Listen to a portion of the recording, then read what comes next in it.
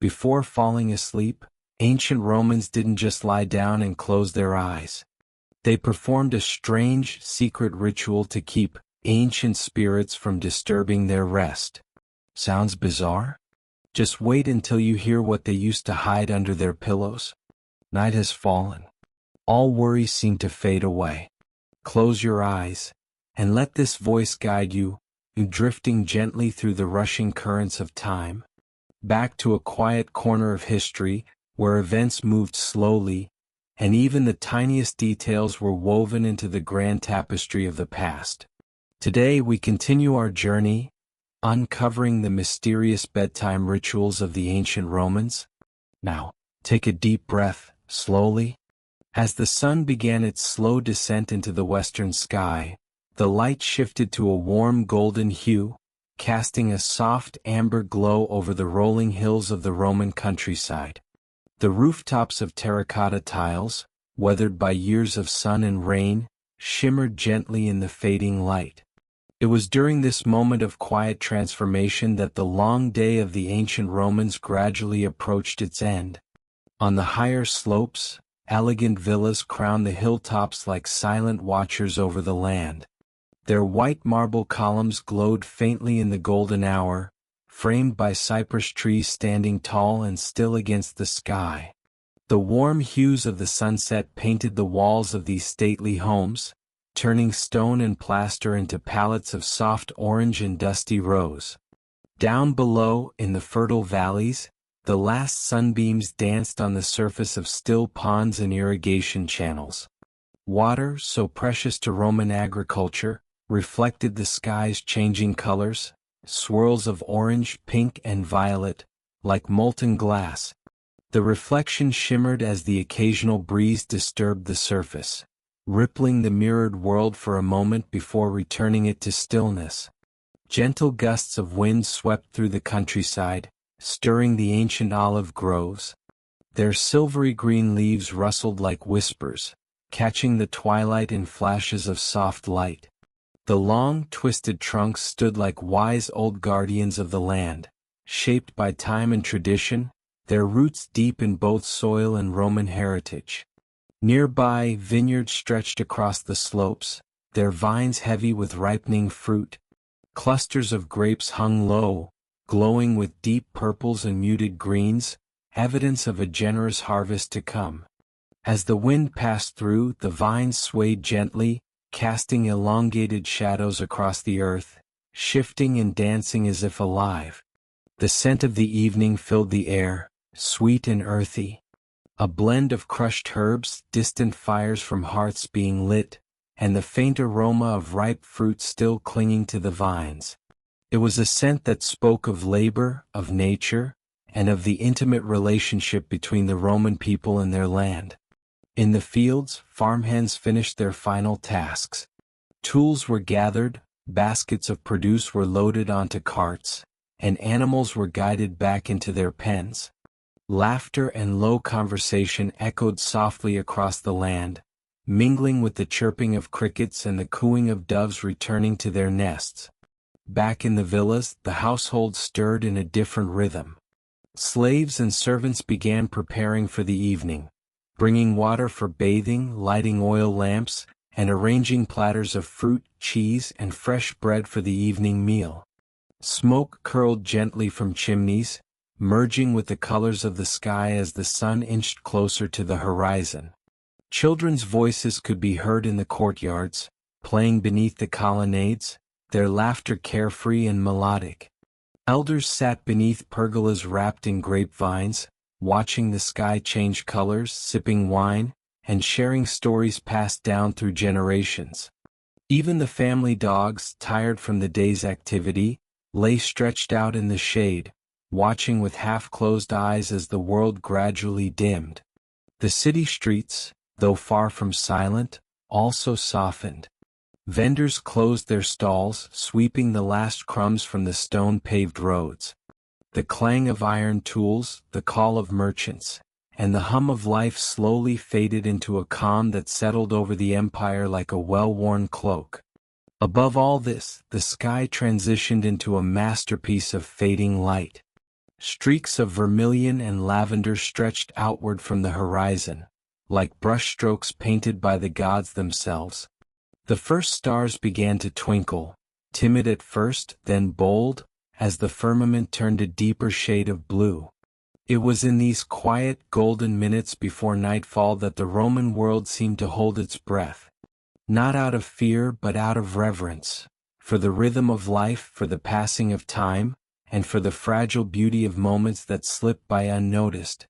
The empire, vast and powerful, was still at its heart a land of people and nature, of families and farms, of traditions and the ever-turning wheel of day into night.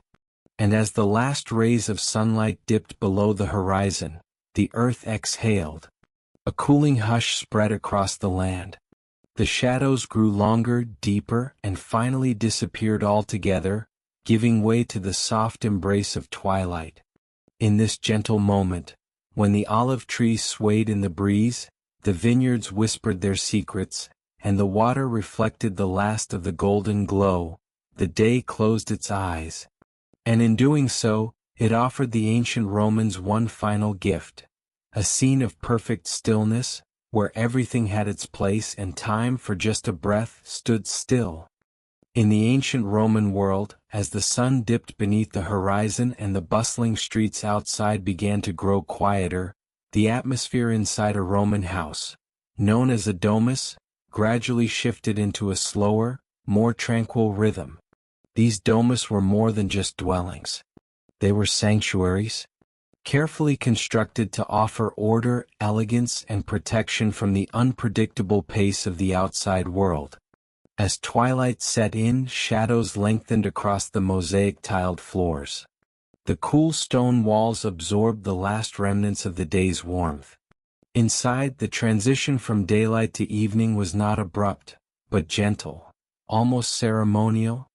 The corridors, lined with faded frescoes and framed with sturdy columns, began to sink into darkness. The once lively chatter of servants, children, and visiting friends faded into hushed tones or soft footsteps.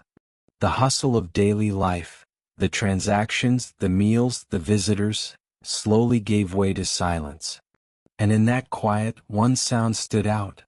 The rhythmic dripping of water from a bronze spout into the impluvium, the shallow rectangular basin situated in the center of the atrium, created a calming, echoing lullaby that filled the air. Drop by drop, steady and unhurried, it was the only sound that dared to disturb the growing silence. This impluvium, far from being merely ornamental, was an essential part of the Roman household. It collected rainwater channeled from the opening in the roof above.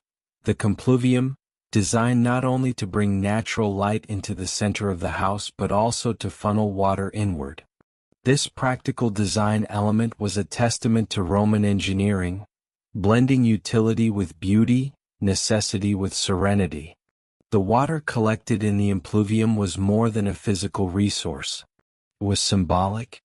It represented the cycle of preparation, of mindfulness, of home life winding down at day's end. This was the water that would be drawn for evening washing, for the rinsing of feet after a dusty walk, or to fill jugs for drinking and cooking. It was a source of cleanliness, of calm, and of continuity. Its presence, quiet yet persistent, was a subtle reminder of how life flowed, not in great waves but in steady, dependable drops. The impluvium, with its soft splashes, became the heart of the evening atmosphere. It was a gentle anchor around which the entire household oriented itself during the transition into night.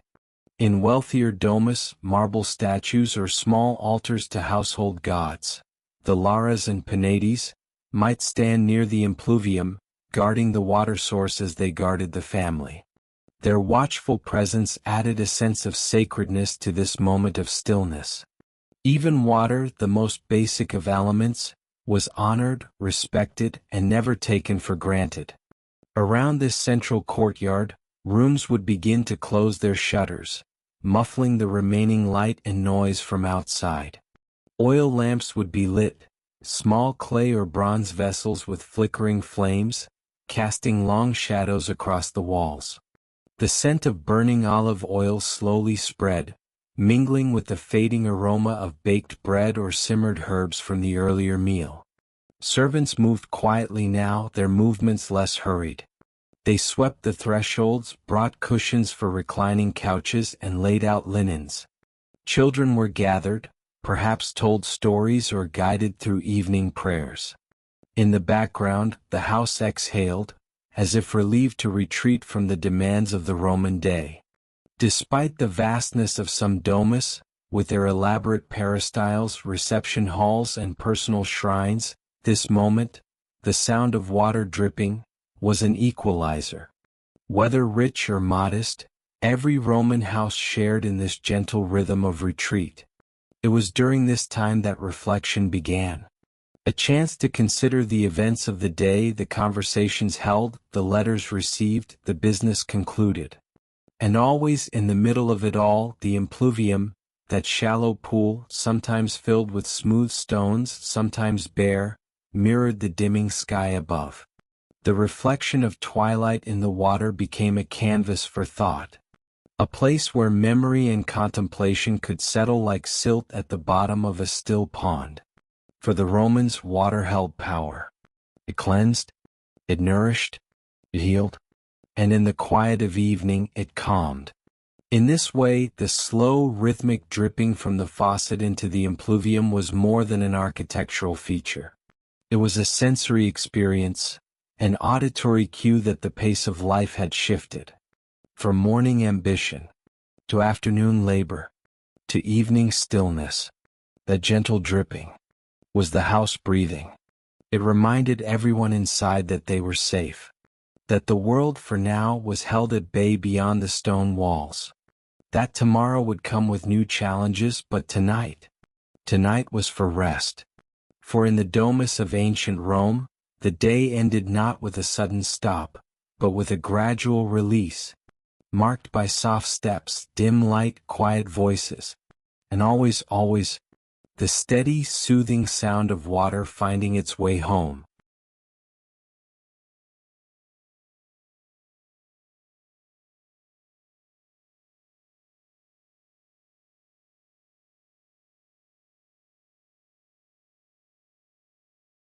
Then the curtains were gently drawn. Not just any curtains, but those woven from soft, breathable linen or at times heavier wool, depending on the season and the temperament of the night. Their textures were familiar, one light and airy, the other thick and warm, both chosen carefully not only for their function but also for the small comfort they brought at the end of each long day. With deliberate, practiced hands, someone reached out and drew them closed. The sound that followed was subtle, a soft, rustling whisper of fabric brushing against itself, moving slowly along its wooden or iron rod, like a final sigh from the day preparing to rest. That faint, rhythmic swish, repeated window after window, was almost like a lullaby in itself. It was not hurried, not harsh, but gentle and measured, part of a choreography performed at twilight for countless nights, over years, even decades. Each motion spoke of routine, of care, of that timeless human desire to create a haven, a cocoon to retreat into as the world outside grew colder, darker, quieter. Outside the window, night was falling deeper. The shadows thickened, pooling like ink across the earth, and the wind began to whisper secrets through the trees. But inside, the room was slowly withdrawing from that encroaching darkness. Each curtain closed became a soft barrier, a protective veil, shielding those within from the vastness of the night and the chill it carried, wrapping the room instead in a gentle hush. There is something intimate, almost sacred, about this nightly ritual. The act of drawing the curtains is small, nearly invisible in the grand course of a day.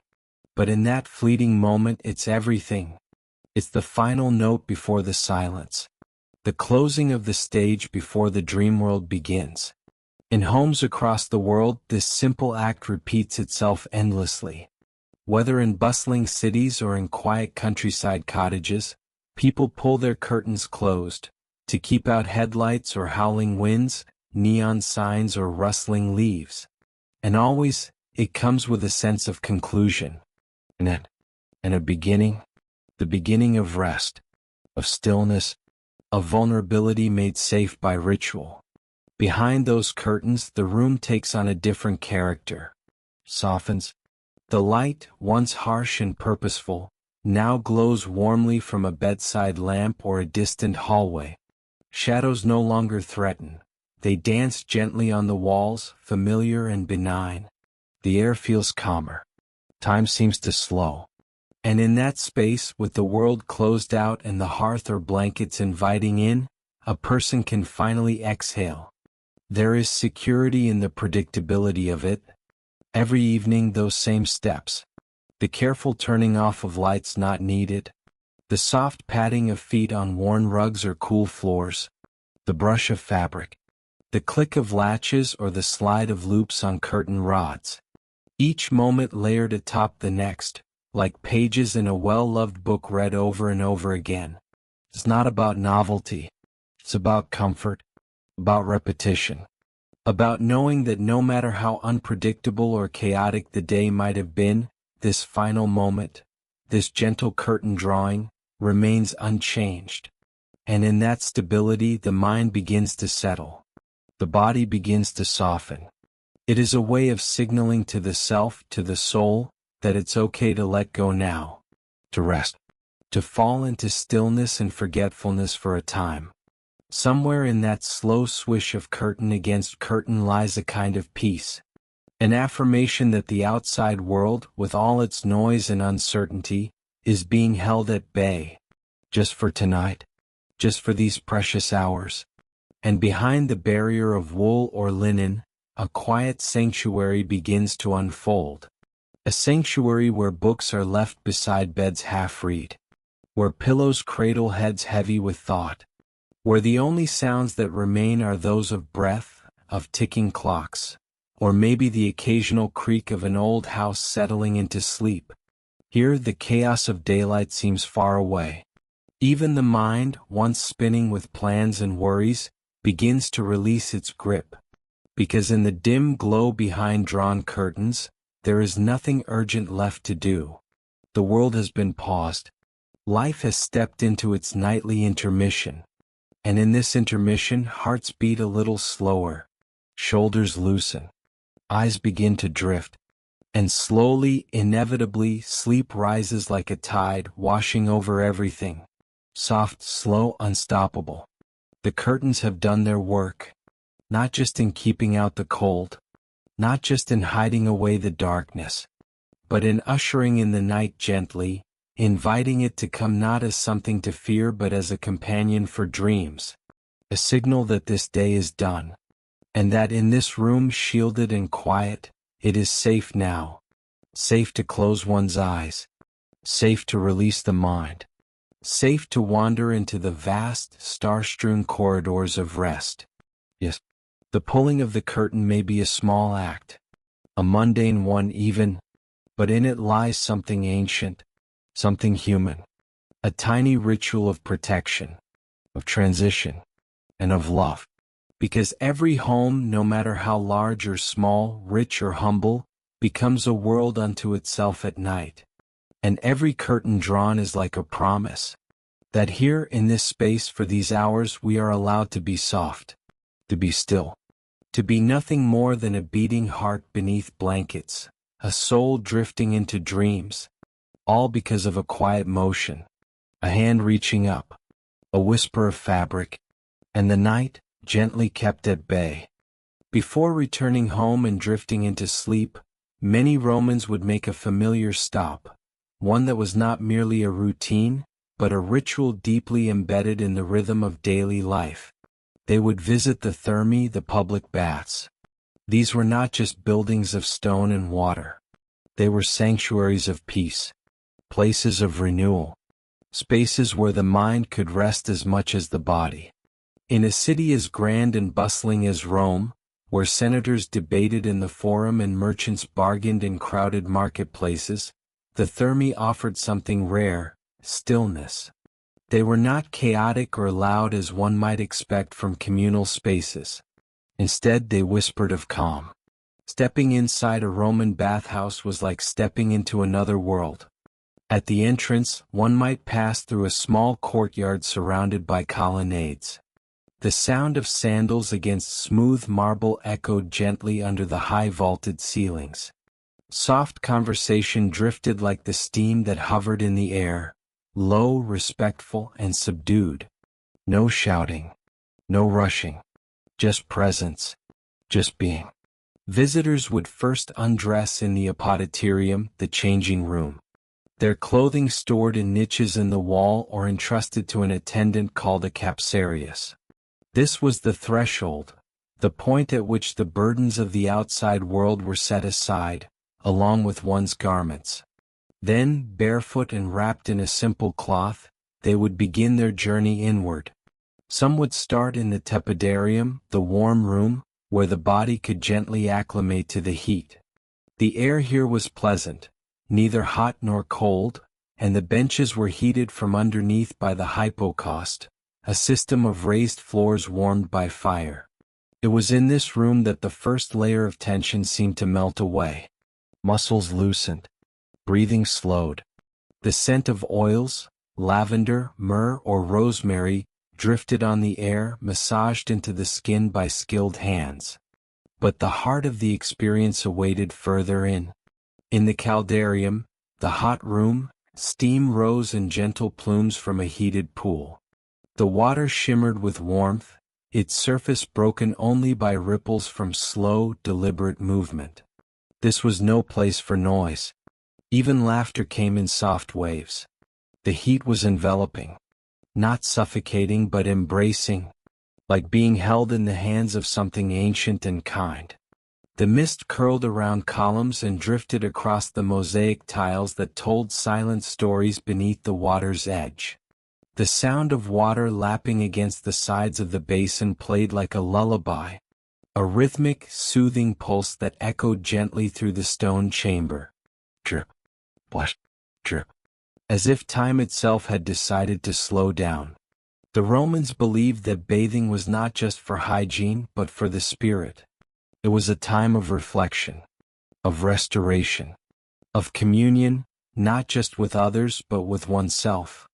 Here, senators and soldiers, merchants and artisans shared the same waters. Social ranks blurred in the steam. All were equal in their desire for rest, for warmth, for calm. Some sat quietly, letting the warmth do its work. Others spoke softly with friends or acquaintances, exchanging thoughts not on politics or business, but on philosophy, poetry, the changing of the seasons. Simple things that the pace of Roman life often overlooked. There were often quiet rituals. A man might cup his hands, bring the warm water to his face, and inhale deeply before releasing it in a slow breath. A woman might close her eyes and lean back against the smooth stone, her features relaxed, her thoughts adrift. In these moments, the walls of the caldarium became sacred, not in a religious sense, but in the quiet reverence of peace found through heat, water, and silence. After the caldarium, some might visit the laconicum, a dry sweating room, or proceed to the frigidarium, the cold pool. Here the cool water refreshed the body after the heat. It was a gentle shock, sharp at first, then invigorating. The senses awakened. The skin tingled. Breath quickened and then deepened. It was like stepping back into the world, but cleaner, clearer, lighter. Finally, wrapped in towels or robes, they would return to the outer rooms. Sometimes they would rest. Sometimes they would linger over light conversation. A cup of diluted wine. A few figs. Then, slowly they would dress again. But something had changed. The weight of the day no longer clung to them. The body had softened. The mind had quieted. A calm serenity had taken hold. Now, walking back through the streets of Rome, lanterns flickering in windows, stars beginning to appear over tiled rooftops, they were ready to sleep. Not with exhaustion but with ease. With gratitude. With peace. The Romans understood something that many have forgotten. That care for the self is not indulgence but necessity. That silence, warmth, and water have the power to mend more than just sore muscles. So before returning to their homes, before closing their eyes beneath terracotta roofs, they bathed not just their bodies, but their very souls. And as they drifted into slumber, the memory of the steam, the whisper of dripping water, the scent of oils, the warmth of stone, lingered gently, carried with them into dreams.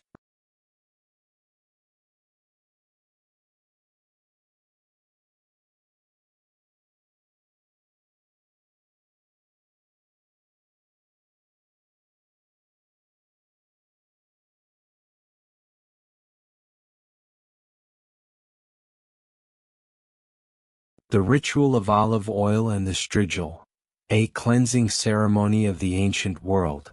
In the warm glow of late afternoon sunlight, a figure stands still, the body glistening with a thin layer of golden olive oil. Each movement that follows is unhurried, measured, and deliberate. This is not merely a cleaning routine. It is a ritual, a sacred ceremony of purification, of serenity, of connection between body and spirit. The olive oil is gently poured into the palm, warm from the sun or from clay vessels nestled near the fire. The oil, rich and aromatic, is not hurriedly applied. Rather, it is spread slowly over the skin in circular motions, fingertips gliding across the contours of muscles and limbs, bringing warmth, bringing calm.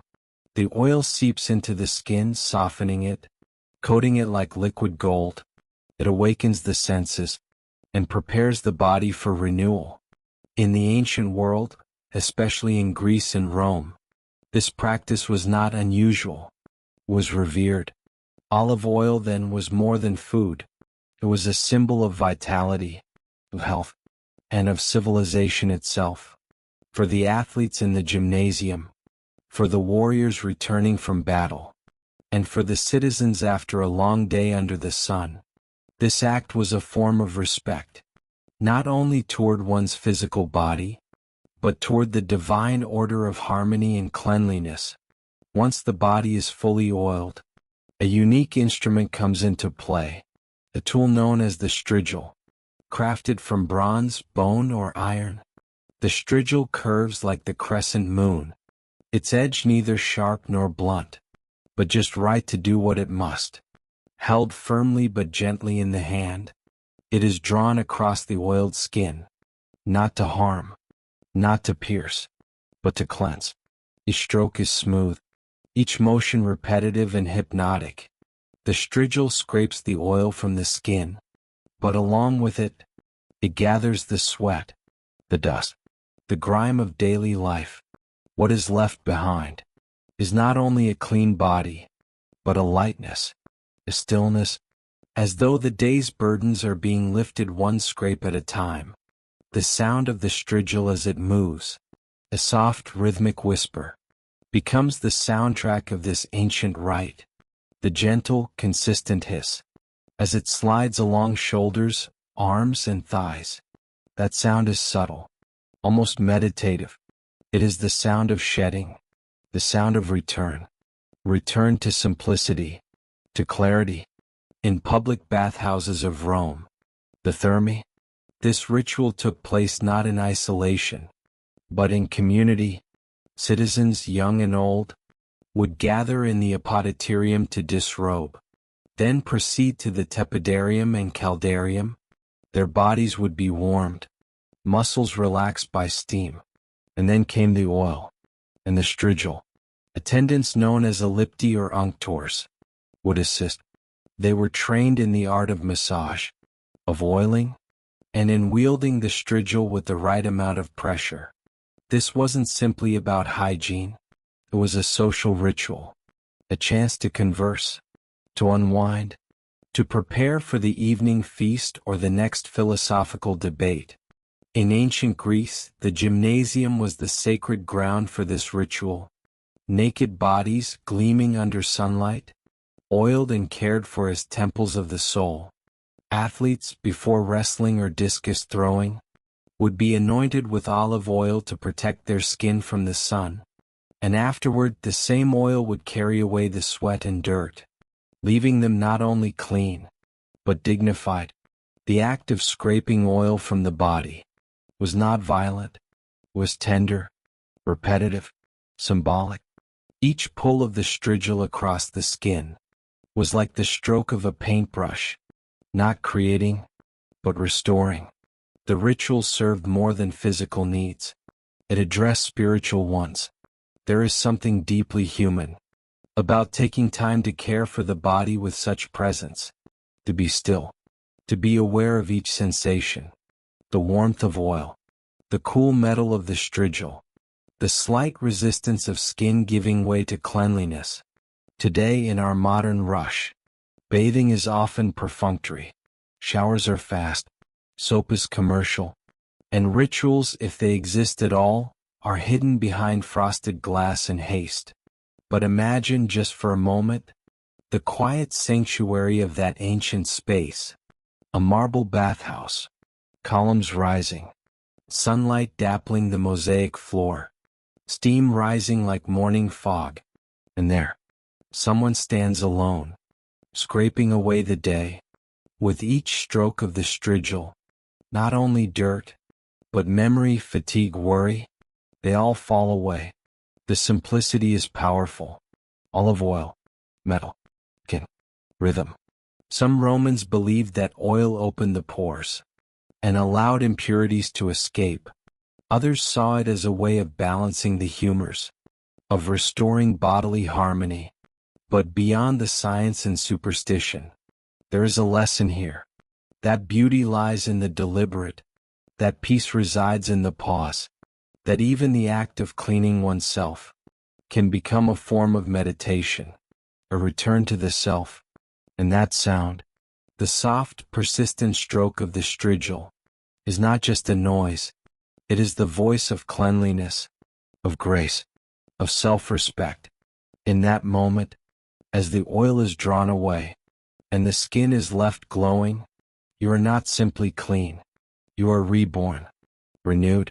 Even now, thousands of years later, we can still feel the echo of that ancient cleansing. The way olive oil once held the secrets of wellness, the way metal met skin with reverence and not haste, and how, in a world of chaos, a quiet ritual whispered of peace. So when you next reach for your own cleansing tools, when you wash your face, or oil your skin, move slowly, and remember, there once was a time when every gesture was sacred, and even a simple act of washing became a prayer. After the bath, when the body is still warm and the steam lingers in the air like a soft mist, a small bottle is uncapped. Inside, a blend of essential oils or a silky body lotion awaits. A single drop is released onto the palm, then another, and gently, with calm and loving hands, the ritual begins. A touch here, a gentle stroke there. The oil glides over the skin, warmed by the body's heat. Lavender, chamomile, or maybe a hint of sandalwood, whatever the fragrance may be, it fills the room with a tender aroma. The scent doesn't just linger in the air. It nestles into the senses, easing the breath, quieting the thoughts. This moment is slow, deliberate. There is no rush. Each movement is a small act of care. A reminder that after the chaos of the day, the body deserves attention. The mind deserves peace. The shoulders, once tensed with the weight of responsibilities, begin to loosen. The neck, so often stiff from long hours and unspoken stress, becomes pliable under soft pressure. Even the fingers, which carried so many tasks through the day, now receive a gentle massage. The oil soaks into the skin, but it does more than nourish. It speaks in an unspoken language to the soul. The fragrance curls its way through the air, not too strong, just enough to invoke a sense of safety, of comfort, of calm. There is something ancient in this practice, as if generations before had also taken part in the same ritual. Bathing, anointing the body with scent, and preparing for rest not just with clean skin, but with a cleansed spirit.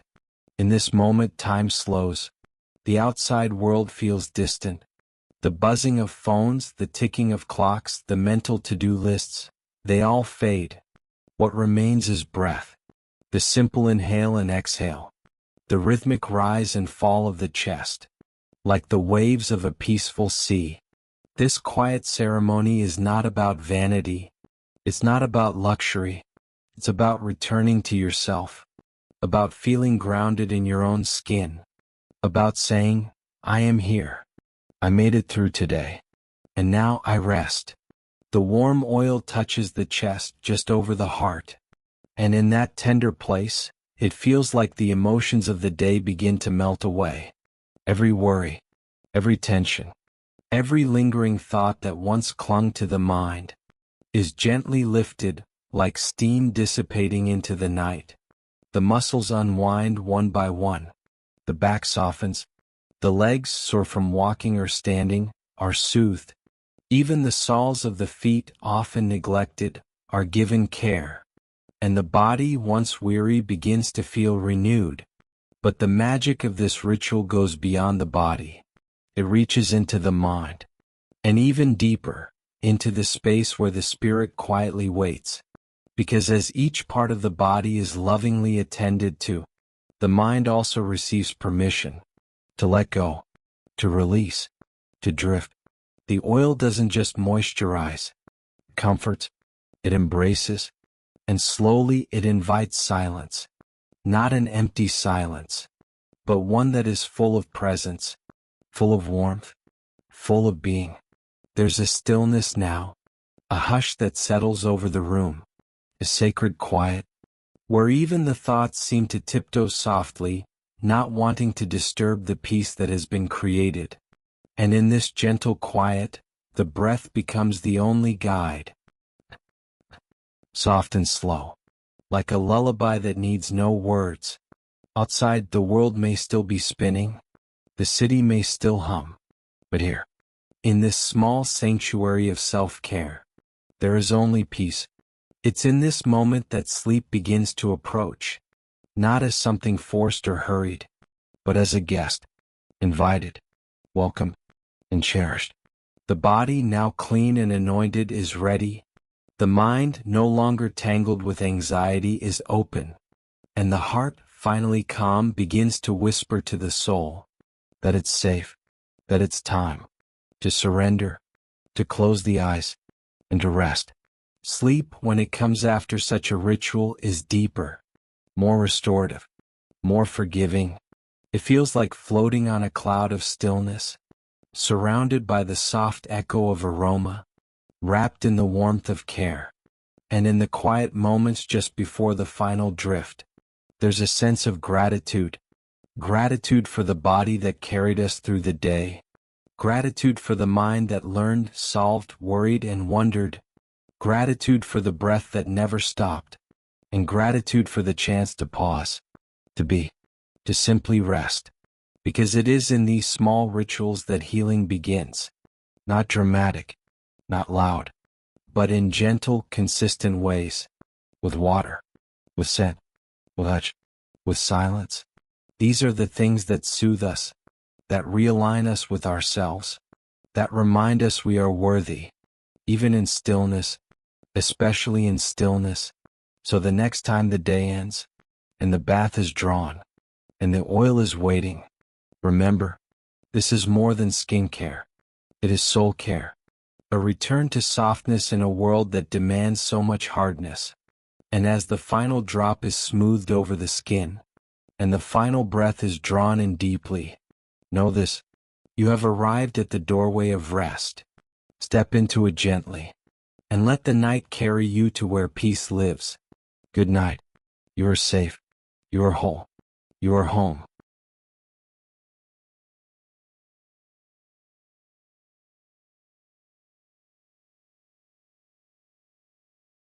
The Roman Cena, a quiet end to the day. As the sun dipped below the horizon and the vibrant hum of daily activity slowly faded into stillness, The people of ancient Rome would begin to gather for one of the most intimate and peaceful moments of their day, the evening meal known as the cena. Unlike the lavish feasts depicted in historical dramas or the grand banquets of emperors and senators, the typical Roman cena in an average household was a humble, grounded affair.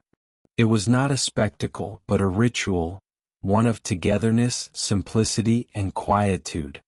In a modest Roman domus, perhaps in the outskirts of the city or within the quieter neighborhoods away from the bustling forum, the family would slowly come together as dusk enveloped the world outside. The air, still warm from the Mediterranean sun, would carry faint traces of olive oil, baked bread, and herbs drifting from the kitchen hearth. The triclinium, the dining space, would be prepared without fanfare. Unlike the elite who reclined on couches arranged in a formal setting, ordinary Romans often sat around a simple wooden table, low to the ground. This table, worn smooth by daily use, bore the marks of family life, tiny scratches, the patina of oil and wine, and the echo of generations who had shared meals around it. Upon this table the evening meal would be arranged with quiet care.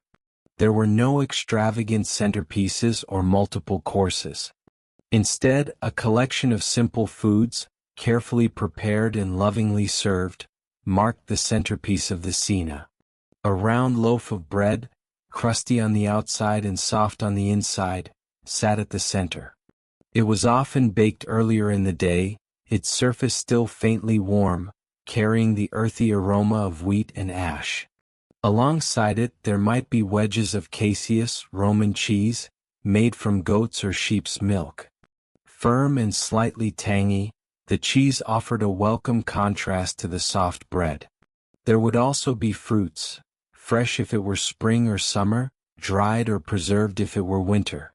Figs, sweet and sticky, grapes plucked from vines not far from the house, or apples, slightly tart, sliced and served with a drizzle of honey. Occasionally olives, dark and wrinkled from curing, would appear on the table, their salty richness adding depth to the meal. Vegetables, often boiled or stewed, accompanied the meal in small clay bowls. Cabbage, lentils, or beets, sometimes garnished with herbs like coriander or lovage, offered earthy tones and textures. These humble vegetables, grown in backyard gardens or bought fresh from the local market, were a daily staple, not a side note. The meal might also include pulse, a thick porridge made from spelt or barley. This dish, considered a cornerstone of the early Roman diet, was hearty and satisfying. Sometimes it was enriched with a bit of cheese or herbs, but usually it remained a simple and filling part of the meal. To drink, a jug of diluted wine would be passed around. Romans typically mixed their wine with water, a practice that not only helped preserve the wine but also adhered to their cultural preference for moderation. The wine was often infused with spices or honey, especially if it had aged or begun to sour. This communal drink brought a subtle warmth to the table, encouraging soft conversation and laughter. The lighting in the room played a crucial role in setting the atmosphere. With the sun gone, artificial lighting became essential, but in the Roman household this meant not bright flames but a soft, flickering glow. A small oil lamp, often made of bronze or terracotta, would be lit and placed on the table or a nearby shelf. Its flame, fueled by olive oil and dancing gently in the evening breeze, cast golden light across the faces of those gathered. Shadows stretched long across the walls, gently swaying with every movement. These shadows did not bring fear or darkness. They brought comfort, a sense of intimacy, of day's end. In this quiet space, conversation flowed not in grand declarations, but in hushed tones. The family spoke of the day, how the market was unusually crowded, how the olive press was running late, how the neighbor's child had learned his first letters. Children, often seated on low stools or on the ground, nibbled on bread and fruit, occasionally stealing glances at the lamp's flame, fascinated by its hypnotic movement. Mothers reminded them to eat slowly, while fathers leaned back, stretching tired muscles after a long day's work. For many Romans, especially the poor and working class, the cena was more than just nourishment. It was a sacred time to reconnect, to pause, and to find stillness. Life outside was full of noise, carts rumbling on cobbled streets, vendors shouting their wares, the clang of blacksmiths and the cries of children. But here around this small table time slowed. This meal, while modest in contents, was rich in meaning. It was a moment of reflection, gratitude, and familial bond. It reminded each person that despite the grandeur of the empire or the chaos of the city, peace could be found in bread shared and stories told. Sometimes, if a guest or neighbor joined, the family might prepare something a little more special. A small fish, perhaps, grilled over the hearth, or a dish of beans stewed with garlic. But even then, the focus remained on presence, not presentation. There were no servants attending, no elaborate table settings. Each person reached for what they needed, shared freely, and helped clear the table when done. The crumbs that remained on the wooden surface were swept into the fire or fed to chickens in the courtyard. After the meal, the lamp might be left burning for a while longer as someone strummed a lyra or recited a line from a favorite poem. Then, slowly, the family would rise. The room would fall quiet once more, the lamp extinguished with a soft puff of breath, and darkness would gently claim the corners of the home. Outside, the stars blinked over the rooftops of Rome. Dogs barked in the distance. A faint breeze stirred the olive trees. And inside, behind the closed wooden doors of a modest home, a Roman family would rest, bellies full, hearts content, held gently in the warmth of a meal that was never meant to impress, but always meant to comfort. The cena was not just an end to the day. It was a reminder of what truly mattered. Not gold, not glory, not the Senate or the Caesars, but bread, cheese, laughter, and the soft, flickering light of a humble oil lamp dancing across the wall. Wine and water, a slow ritual of simplicity and rest. Wine, in the Mediterranean world of the past and even in many parts of it today, was rarely consumed as it was straight from the amphora or bottle. It was often diluted, softened by water. This was not merely out of necessity, but out of tradition, wisdom, and rhythm. There is something deeply poetic in that image. Wine, with all its depth and richness, quietly meeting water. The drops fall slowly, almost ceremoniously, into the vessel. One drop, then another. Each one merging, blending, taming the strength of the fermented grape. It's a quiet moment. There is no rush here. No clinking of glasses in celebration, no loud voices echoing through halls. Just a silent act of balance. Of softening what is strong, of making something bold a little gentler. Just enough to be savored, not devoured. The ritual itself speaks volumes. In many cultures, especially those along the warm coastlines of the Mediterranean, Greece, Italy, southern France, this simple act of watering down wine was not only practical, but almost sacred. It was a way to extend the drink, to control its potency, to make it suitable for long conversations under the shade of a tree or during slow meals that stretched into the golden hours of the afternoon. It allowed people to linger without excess, to remain present without losing clarity, to share a drink without falling into stupor. The water cools the wine. It smooths the edges. What was once sharp becomes mellow. And with that, so too does the moment become more relaxed. It becomes something not to get through, but something to dwell in. There is no urgency in this act. No push forward, no demand to finish. The wine waits. The water waits. And so do you. This is the opposite of the world we often find ourselves in today. A world that moves fast, that consumes fast, that demands results now. But here, within this quiet mingling of water and wine, we find something else: permission to slow down, permission to breathe, permission to simply be. The meal that follows is not a feast of opulence. There are no grand courses or elaborate platters. Instead, it is humble, grounded. A piece of bread, still warm from the oven. Some olives, dark and briny. Cheese that smells faintly of the field it came from. Maybe a few ripe tomatoes, sliced and sprinkled with salt. These are not ingredients meant to impress. They are meant to nourish, to comfort, to reconnect you with something essential. And as you eat, you begin to feel your body soften. The tightness in your shoulders slowly gives way. The noise in your mind begins to quiet. Not everything needs to be fixed. Not every thought needs to be chased. Here, under the gentle light of a late afternoon, you are allowed to rest. The sound of water being poured echoes softly through the space. Not loud, not sharp. Just the quiet rhythm of something natural and necessary.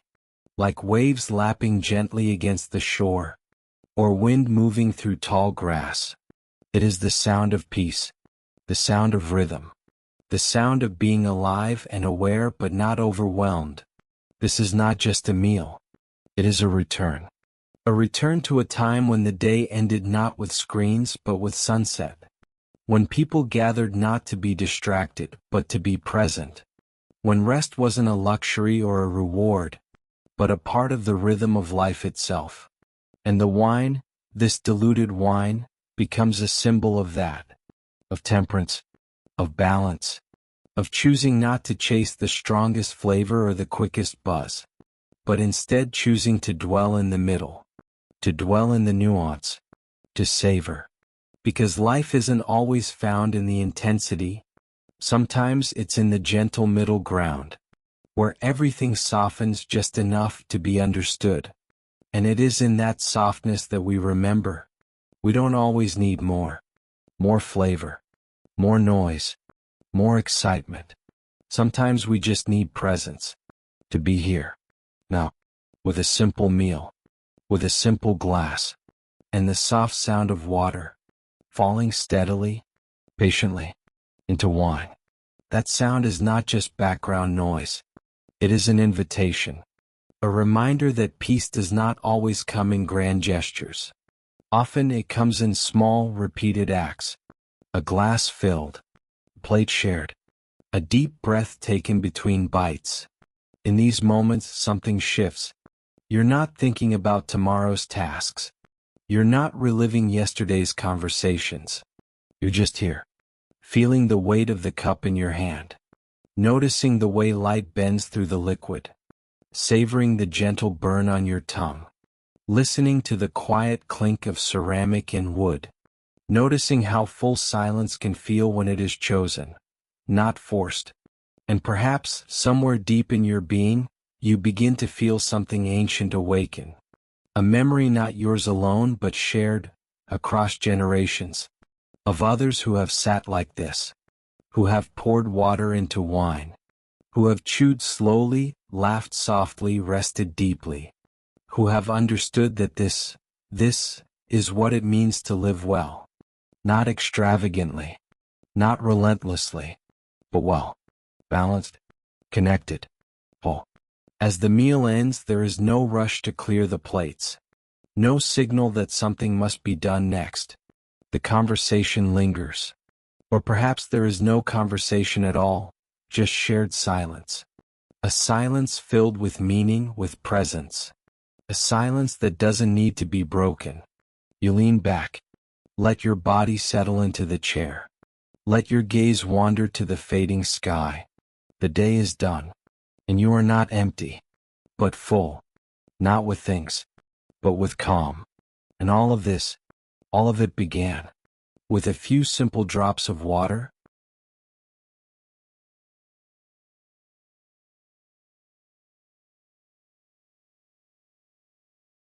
Falling into wine. The quiet end of a Roman day, a gentle reflection after the meal. The final hours of a Roman day were not marked by urgency or spectacle. Instead, they unfolded gently, in a rhythm dictated by the setting sun and the calming stillness of the home. After the evening meal, known as cena, the members of a Roman household would often remain together in the triclinium, the dining area, or move into an adjoining space that offered a breath of evening air. But this wasn't a time for debate or boisterous exchange. The conversation that followed dinner was subtle, soft, measured. It was a time when voices lowered themselves naturally, not because of any social rule, but because the atmosphere itself called for calm. The day's final chapter was being written, not in action but in quiet recollection. Sometimes the words exchanged were few. Just a gentle observation about the weather that day, a mention of a friend passed on the street, a short, thoughtful note about how the olive trees were ripening earlier than usual this year. These were not grand stories of conquest or politics. They were fragments of life. The kind of words spoken not to impress but to share. The Romans understood something very simple, yet very profound. Not every moment needed to be filled with noise. Not every silence needed to be broken. Children, if present, might curl up by a parent's side or lie quietly on woven mats nearby, their eyes growing heavier with each soft word, their minds slowly drifting toward dreams shaped by the rhythm of familiar voices. The elderly, wrapped in simple cloaks, might speak the least, yet their presence, calm and enduring, seemed to anchor the room. Even the household slaves, those who had served the evening meal, often moved more slowly during this time, no longer rushing, but sensing the calm and honoring it. There were no roaring fires or dramatic gestures, no raised voices or ringing laughter meant to prove wit or dominance. Instead there was warmth, a kind of collective exhale, a recognition that the day had given what it could, and now it was time to let it go. These moments were not planned. They simply happened, as naturally as twilight, and while they might seem unremarkable to the outside world, to those within that circle of light, that shared space of stillness, these moments were sacred. The topics of conversation were often modest, even mundane. Someone might recall a short exchange with a neighbor at the market. Another might mention a new scratch on the mule's hoof, or the slow repair of a broken wall. But these details, simple as they were, stitched the family's day together. Even when words were not spoken, there was no discomfort. Silence was not awkward in the Roman evening. It was welcome.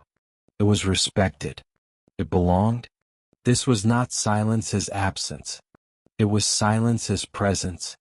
A kind of stillness that allowed the mind to loosen, to soften, to gently begin the journey toward rest. For many Romans, whether wealthy patricians in marble villas or humble farmers in the countryside, this evening ritual was a comfort, not a luxury but a necessity, because the world outside, especially in the heart of Rome, was loud. Markets cried out with offers. Streets buzzed with politics, gossip, and the clang of wheels and hooves. Public baths rang with voices and laughter. Temples echoed with chants. And the forums, oh the forums, roared with argument and debate. But here, at home, after dinner, there was none of that.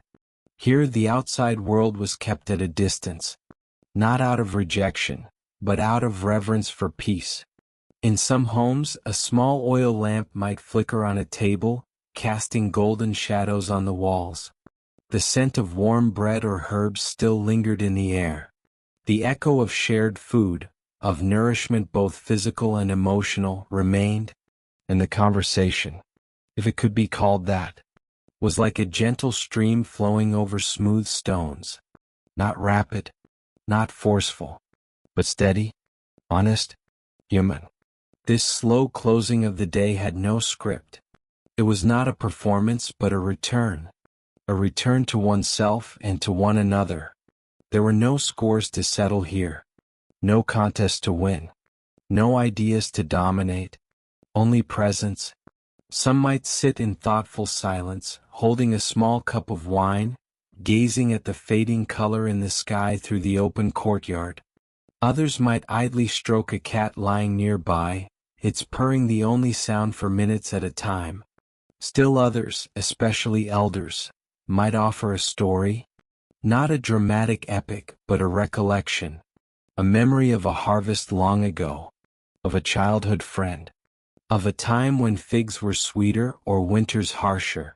And even if the story was heard a dozen times before, it was never unwelcome, because it wasn't the information that mattered, it was the sharing, the gesture of memory, the gentle tethering of generations. In these quiet hours, even emotions found their rightful place. There was room to feel gratitude, to sigh with fatigue, to smile at something unnoticed until now. Even sorrow had a seat at the table, not to overwhelm, but to be held quietly with dignity. A parent mourning a loss, a worker worried about tomorrow's wage, a wife missing her family far away. Nothing needed to be solved that evening, only honored, by presence, by listening, by silence. And when the time came to part, there was no announcement, no signal. Someone would stand and slowly stretch. Another would begin to gather the empty plates. One by one they would rise, speak a few last words. Perhaps a simple, "Rest well," or "Tomorrow we'll talk more." There was no rush to sleep, only a gentle movement toward it. The body understood what the mind now accepted. The day was over. This was how the Romans ended their day. Not with noise but with peace. Not with urgency but with acceptance. The Roman bedroom, a quiet sanctuary in the heart of the empire. The Roman bedroom, known in Latin as the cubiculum, was far more than just a place to rest one's head. It was a retreat, a private world within the sprawling architecture of a Roman home. A small enclosed space where the outside world seemed to fade, replaced by silence, shadows, and a carefully cultivated atmosphere of peace. Unlike the grand public rooms designed to display wealth and power, such as the atrium or the triclinium, the cubiculum was often modest in size and decoration. Tucked away in a quiet corner of the domus or villa, this room was reserved for one essential human act: sleep. Stepping into a Roman bedroom, one would first notice the stillness. The thick stone or plaster walls muted the noises from the household or street beyond. The light was dim, filtered through a small window, if there was one at all, or allowed in through narrow doorways covered with heavy fabric or wooden panels. Privacy was valued, especially in the upper classes, and the cubiculum provided exactly that: a moment to oneself. At the center of this room stood the lectus cubicularis, the Roman bed. Unlike the luxurious couches used for dining in the triclinium, this bed was simpler in design. It consisted of a wooden frame, often handcrafted from walnut, oak, or imported cedar. The design was minimal yet functional, built for comfort more than appearance. Upon the wooden frame was stretched a web of leather straps or rope. This would support the mattress, often stuffed with straw for the lower classes, or with softer materials such as wool, feathers, or even dried moss for wealthier households. The mattress itself was wrapped in coarse linen or woolen fabric, softened with time and use. Not too soft, not too firm. Just enough to cradle the body after a long day of walking Roman roads, negotiating in the forum, or tending to domestic affairs. Laid neatly across the mattress was a blanket, sometimes woven from thick wool, sometimes from heavy linen, dyed in deep, natural tones, earthy browns, faded reds, soft ochres. These blankets were functional but also carried traces of personal identity. They might be edged with simple embroidery or dyed with plant-based pigments passed down from generations. One could almost hear the soft rustle as the fabric was unfolded at night. A soothing, gentle sound in the quiet evening. Beneath the bed might be tucked a small wooden chest or arca holding personal items, Perhaps a scroll of poetry, a lucky charm, or a piece of jewelry not worn during the day. The bedroom was not merely for sleeping. It was a space for reflection, for whispered conversations between spouses, for writing letters by oil lamp, for sitting in stillness and feeling the quiet breath of the night. Some cubicula included a simple oil lamp placed on a small stand or shelf nearby. The flame flickered softly, casting long golden shadows that danced across the walls. The air would carry the scent of olive oil mixed with the earthy smell of clay and linen. It was in this delicate interplay of light and shadow, silence and softness, that a Roman might prepare for slumber. The very act of preparing the bed was almost ritualistic. The blanket, folded during the day, was slowly, carefully unfolded and spread out across the mattress, one corner at a time, pulled tight but not too tight, allowing the fabric to settle, breathe and become part of the room again. The sound it made, a light rustle, a gentle swish of woven fibers against the surface, was comforting, a signal that rest was near. Though the cubiculum may not have been richly decorated, small touches of artistry often made their way inside. Perhaps a painted fresco on the wall, faded with time, depicting mythological scenes or pastoral landscapes. Or a mosaic tile pattern at the threshold, crafted with care, reminding the inhabitant of beauty even in private moments. Some wealthier Romans might have added a small statue of a household god, Lares or Penates, in a niche, silently watching over them as they slept. Others might burn a pinch of incense or whisper a short prayer before lying down, calling for good dreams or protection through the night.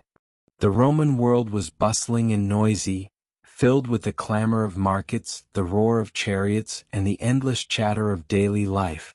But the cubiculum? The cubiculum was a world apart, a haven where thoughts could settle and the body could release its burdens. Children might fall asleep beside their parents on shared mattresses in smaller homes. Elders might recline in solitude, their minds wandering back through years gone by. And lovers might whisper to one another, voices low and steady, beneath the linen sheets as candlelight flickered low. For all its simplicity, the Roman bedroom offered what many today still seek: a space of one's own, free from demands, noise, and the weight of society. A place where sleep was not merely rest, but a form of healing, of quiet connection with oneself.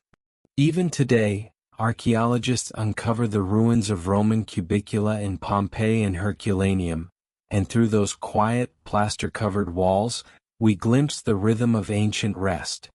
In the faded outlines of a bedframe's shadow, or the remains of a burned-out oil lamp, we are reminded that some things do not change with time. The human need for peace, the craving for stillness, the sanctuary of sleep. So picture it once more. A modest room, stone walls that hold the cool of the night, a simple wooden bed, its frame worn smooth by years of use, a mattress filled with straw or feathers shaped by countless nights, and over it a woolen blanket unfolded with care, soft fabric brushing against itself with a sound barely heard. You lie down. The oil lamp flickers and fades. Outside, the city slows and sleep washes gently over the room like a whisper from the gods.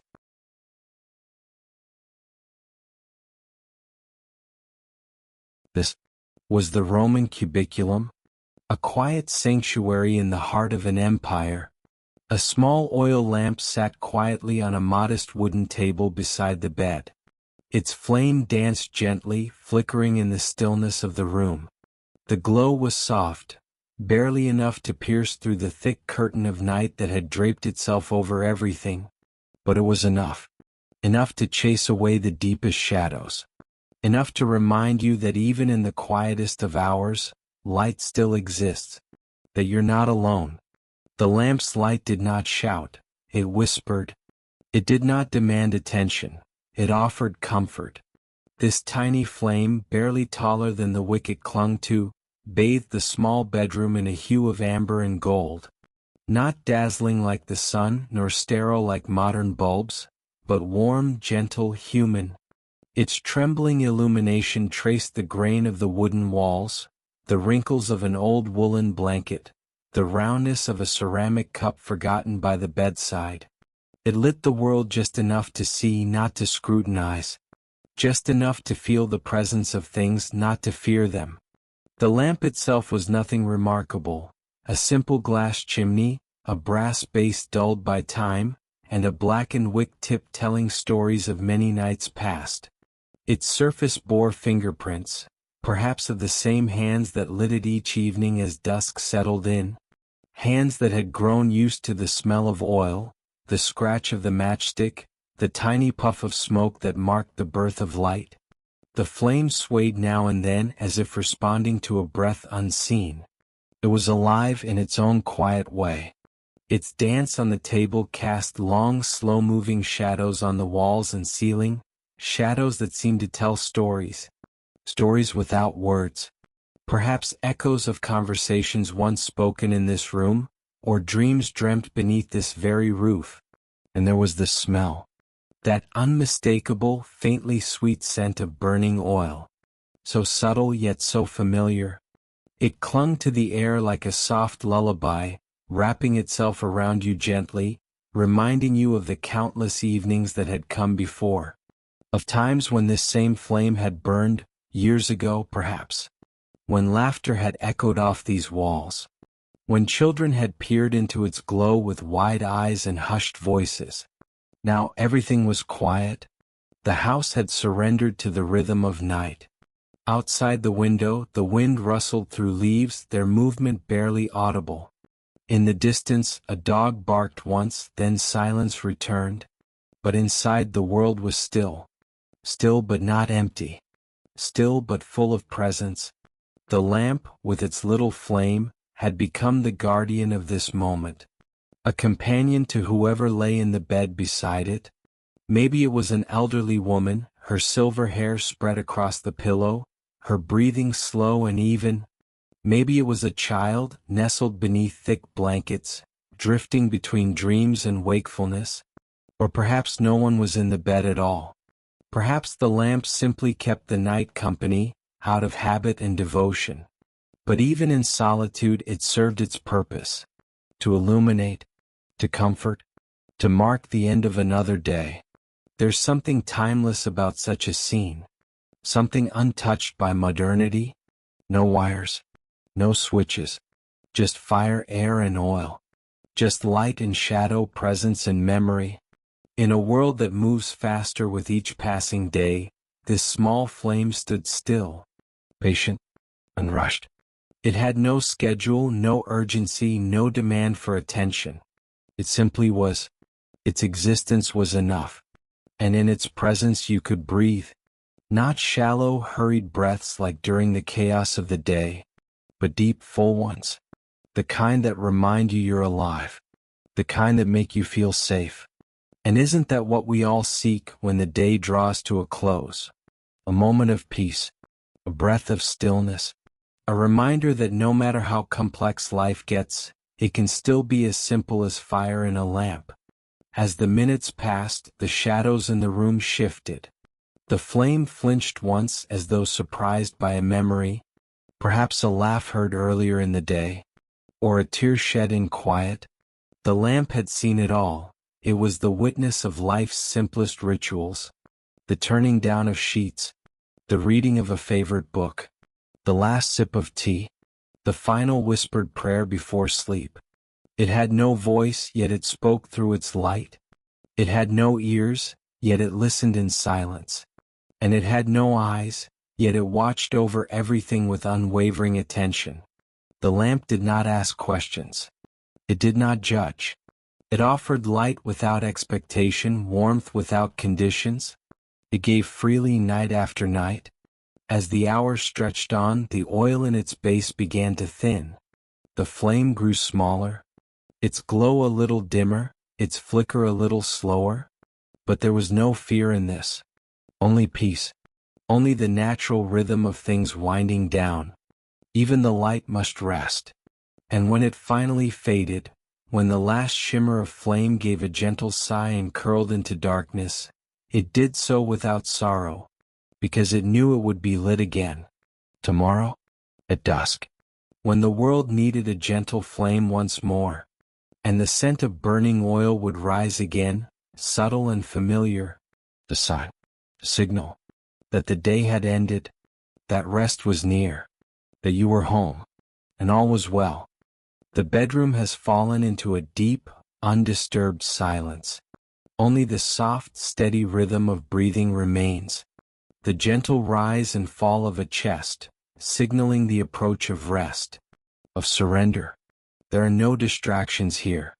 No flashing screens demanding attention. No distant noises pulling the mind away from the present. No lingering to-do lists scribbled in a corner of the mind. This is a private sanctuary, a space removed from the noise and haste of the outside world. A place untouched by chaos, by urgency, by the need to perform or prove. Here time seems to stretch. There is no ticking clock pressing forward, no deadline to chase. Just the quiet hush of evening, wrapping around the walls like a warm blanket. The lights have been dimmed, casting a soft glow across the room. A lamp, perhaps, in the corner with golden light flickering gently. The curtains are drawn, shielding the space from city lights or moonbeams. The world beyond the window fades, until it no longer matters. Everything has been prepared with care. Not rushed, not thrown together at the last moment, but thoughtfully arranged as if each object holds intention. The bed is made, the sheets smooth and cool to the touch. The blanket just the right weight to comfort without smothering. The pillow fluffed, waiting to cradle a tired head. Even the scent of the room is soft. Maybe lavender lingers in the air. Or the familiar fragrance of clean linen and wooden furniture. A scent that invites calmness, familiarity, home. There is a quiet ritual to all of this. A brushing of teeth, a final sip of warm tea. A moment spent dimming the lights and folding back the covers. Perhaps a few stretches to ease the body from the day's tension. Nothing is urgent here. There is no need to hurry. Sleep cannot be forced. It can only be invited. And so, the invitation has been made. The world outside is gently shut out. The mind, like the room, begins to settle. In this space, thoughts slow down. What happened today no longer feels sharp or pressing. The edges of worry grow soft. Regrets shrink into whispers. The future fades into a distant shore, unreachable for now. What remains is the present moment. The hush of the room. The warmth of the blanket. The softness of the pillow. The peaceful beat of a heart beginning to drift. Here, in this sanctuary, there is no demand to be anything more than what you are. No expectation, no judgment, just rest. The body, tired from its daily labor, begins to release. Muscles loosen. Tension melts away from the shoulders, the jaw, the hands. Feet that carried the weight of the day now lie still. The breath continues, slow, deep, even. Inhale. Exhale. A gentle rhythm, like waves lapping against the shore, like the swing of a cradle. The mind, often a racing engine, now softens its hum. It no longer clings to stories or concerns. It watches them pass like clouds across a twilight sky, not holding, not chasing, simply observing. And in this letting go, in this surrender, sleep draws closer. It doesn't arrive suddenly like a switch flipped. It tiptoes in quiet and unassuming, like a visitor who does not knock but gently opens the door. First the eyelids grow heavy, then the thoughts become less distinct. The inner voice grows quieter until it is no longer speaking, only feeling, floating, drifting. This moment, this sacred, fleeting moment before sleep, it is a threshold. On one side, the waking world with all its motion and meaning. On the other, the soft unknown of dreams. And crossing that threshold is a sacred act. It is trust. It is surrendering the self to something larger, to the body's wisdom, to the mind's need to reset, to the spirit's yearning for peace. In this room, this space prepared not with luxury but with love, the human soul finds its quiet refuge. There are no grand signs of comfort here. Only simple, intentional choices. A favorite blanket, a cup set beside the bed, a familiar sound, perhaps the hum of a fan or the chirp of distant crickets. And these details matter. They speak gently to the nervous system, whispering, "You are safe here. You are cared for. You can let go now." And so, the letting go continues, deeper and deeper. It is not just the body that rests. The heart, too, begins to loosen its grip. The worries it held today are set down. The longings it carried are placed beside the bed like slippers. Tomorrow will come as it always does, but not yet. Not now. Now there is only this stillness, this breathing, this unfolding of peace. Sleep is not a destination to be chased. It is a natural return, a homecoming. And in the careful, unhurried preparation of this moment, the dimmed light, the softened sound, the quiet of the room, the calm of the breath, we rediscover something ancient, something deeply human, the need to rest, the right to rest, the ritual of rest. And in this silent room, this temple of sleep, we finally remember that rest is not a luxury. It is a necessity, a grace. The world may continue to spin outside these walls, but here within them, within this cocoon of night, there is only stillness, only surrender, only sleep.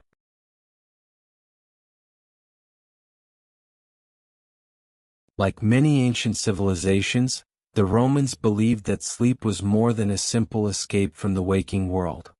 They saw it as a mystical gateway, a sacred transition, a passage from the world of the living into a realm that lay hidden just beyond the reach of day's light. In the silence of the Roman night, when the sounds of the bustling forum had faded, when the last torch flickered low in a marble corridor, Roman families would retreat into their private spaces, small villas in the countryside, crowded apartments in the insulae, or luxurious domus in the heart of the city. And as darkness wrapped itself around the eternal city, they would begin their nightly rituals, turning their thoughts toward the gods who governed the unseen world of sleep and dreams. Among them, one deity held special reverence: Somnus, the personification of sleep. Somnus, guardian of slumber. Somnus was not merely a symbol or an abstract idea. He was believed to be a real divine being, dwelling in a silent, shadowy cave far from the noise of human affairs. According to the poet Ovid, Somnus lived near the land of the Cimmerians, in a dark and dreamy grotto where even the sun could not intrude. His presence brought comfort. He was soft, silent, invisible, a whisper of rest in a world that never ceased to move. The Romans would often pray to him at night, offering whispered words and gestures of peace. Some households kept small figurines or reliefs depicting Somnus, a young man with wings on his temples or shoulders, resting with a torch turned downward to symbolize the extinguishing of wakefulness. To them he was not just a god but a protector, a necessary part of the cycle of life. For without sleep there could be no vitality, no clarity, no healing. Morpheus, weaver of dreams. But what of dreams? The Romans believed that dreams were not accidental or random. They were messages from the gods, visions from the beyond, warnings or blessings sent through divine intermediaries. And among the dream spirits, none was more revered than Morpheus, the son of Somnus. Morpheus was the shaper of dreams, the one who could take any human form and enter the minds of men as they slept. He was said to gently place dreams into the minds of kings and soldiers, mothers and poets, with the same ease as a painter lays color onto canvas. When a Roman closed their eyes at night and drifted into slumber, they might hope to be visited by Morpheus, to be granted a dream that would reveal the future, or soothe the pain of the day, or offer glimpses of distant loved ones. To the Roman imagination, the dream world was alive and structured, not a chaotic swirl of images, but a sacred space governed by its own laws and divine beings, icons and rituals of the night. Just as they made offerings to household gods like the Lares and Penates, many Roman families kept nighttime guardians in their sleeping quarters. These often included small statues of Somnus or Morpheus, placed on shelves, bedside tables, or in household shrines. Some statues showed Somnus lying on a bed of poppies, the flower of sleep, with his eyes closed and his limbs relaxed. Others depicted Morpheus with outstretched arms, ready to touch the dreamer's forehead with visions crafted from shadows and starlight. These figures were not ornamental. They were active symbols of protection, silent sentinels who stood watch as the human soul ventured into the vulnerable world of dreams. Children might be taught a prayer to Somnus before bed. Mothers might sprinkle lavender or burn incense to calm the senses. Fathers might give thanks for a peaceful night before extinguishing the oil lamp. All of it was part of a deeply human ritual, a blend of superstition, reverence, and psychological comfort. Sleep in the Roman soul. The Romans didn't see sleep simply as physical rest. To them it had spiritual significance. Sleep was akin to death and waking was a kind of rebirth. They noticed that when the body slept, something shifted. The soul perhaps wandered into other realms. Some Roman philosophers, particularly those influenced by Greek Stoicism or Neoplatonism, believed that in sleep, the rational soul was freed from the distractions of the body. That in dreams we could touch a higher truth, glimpses of the divine or fragments of memory from before birth. This is why dreams were carefully recorded. In some households, dream journals were kept, especially by the educated elite. Dream interpreters, both learned and mystical, played respected roles in society.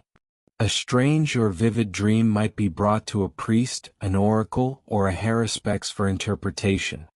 And decisions, from marriages to battles, could be influenced by what was seen in the night. Sleep is mercy and mystery. For the weary laborer who had worked under the punishing sun. For the soldier returned from campaign, still carrying the dust of distant provinces. For the grieving widow or the anxious merchant. Sleep was mercy. And Morpheus in these moments became more than a deity, he was a healer. One who could conjure dreams of peace, love, or the dead return to say farewell. But sleep could also be dangerous. The Romans believed that the soul, once detached during sleep, could be harmed. That evil spirits might whisper false dreams. Or that certain nightmares were omens of illness or divine displeasure. So protective rituals mattered. Some families would place iron tools or herbs like verbena near the bed to ward off malicious spirits. Some even painted protective symbols above their children's beds or wrapped them in charms blessed by priests. To them, the night was not only a time for sleep, it was a threshold.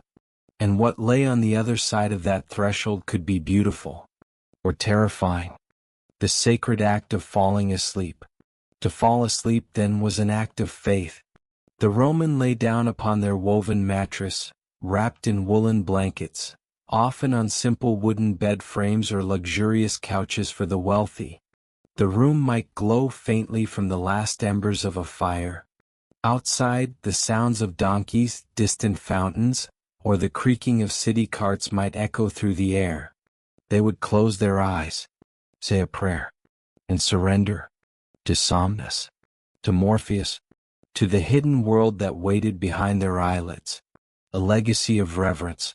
This Roman reverence for sleep and dreams didn't vanish with the fall of the empire. It rippled forward through the Renaissance, the Romantic poets, and even into our modern understanding of the subconscious. The very word morphine, the pain-relieving drug, comes from Morpheus, acknowledging his power to bring comfort through dreamlike relief. And insomnia, the inability to sleep, literally means without somnus. We still speak of dreams as messages and sleep as a necessary return to something deeper. Though our science has grown and our rituals changed, the awe remains. Echoes in the dark. So imagine this. You are a Roman child in the year 78 C. Your mother tucks you in under a warm woolen sheet. A small clay figurine of Somnus stands beside your bed. You whisper a tiny prayer you've been taught. Somnus, gentle friend, guide me to rest. Let no shadows trouble me. Let Morpheus send me visions of light. And then, silence. Only the soft breath of night, and the sound of the world turning, as you slip quietly through the sacred doorway into sleep. Some people, in moments of solitude or vulnerability, find comfort in keeping small objects close to them.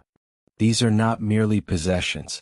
They are deeply personal items, tokens of memory, hope, or belief. A lucky charm tucked inside a worn wallet. A necklace passed down through generations. A smooth stone picked up during a childhood trip. Or a tiny locket containing the photograph of a loved one long gone. These little things, insignificant to others, become sacred companions to those who carry them.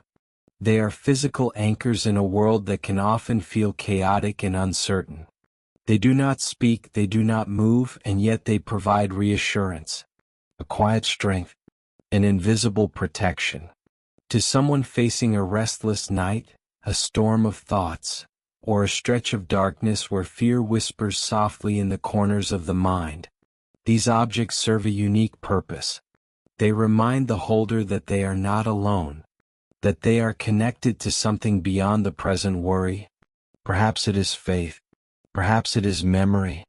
Perhaps it is the love of someone far away. In the stillness of the night, when the lights are off and the world begins to fade into silence, these sacred tokens come alive. Not in the literal sense, of course, but in the way they radiate meaning for the soul that holds them. They remind us of who we are, where we come from, what we've survived. Many people, whether they admit it or not, whisper silent prayers when the night deepens. Not loud, elaborate declarations, but hushed pleas that fall softly from their lips, almost as if speaking louder would disturb the fragile peace they are trying to build within. These prayers are personal, intimate, not designed for anyone else's ears. They are whispered into the shadows with hope that someone, or something, is listening. And the night listens. The silence listens. The stars, scattered like shimmering eyes across the sky, seem to hear those quiet words. There is something sacred about nighttime prayers. They are stripped of performance, devoid of showmanship, just raw emotion wrapped in honesty, a longing for peace, a request for healing, a moment of surrender. In these moments, the chaos of the world feels far away. There are no deadlines, no ringing phones, no traffic, no demands, just a vast, still world breathing softly in the darkness. Worries that once felt overwhelming in the daylight begin to loosen their grip. Anxieties that wrapped tightly around the mind begin to unravel.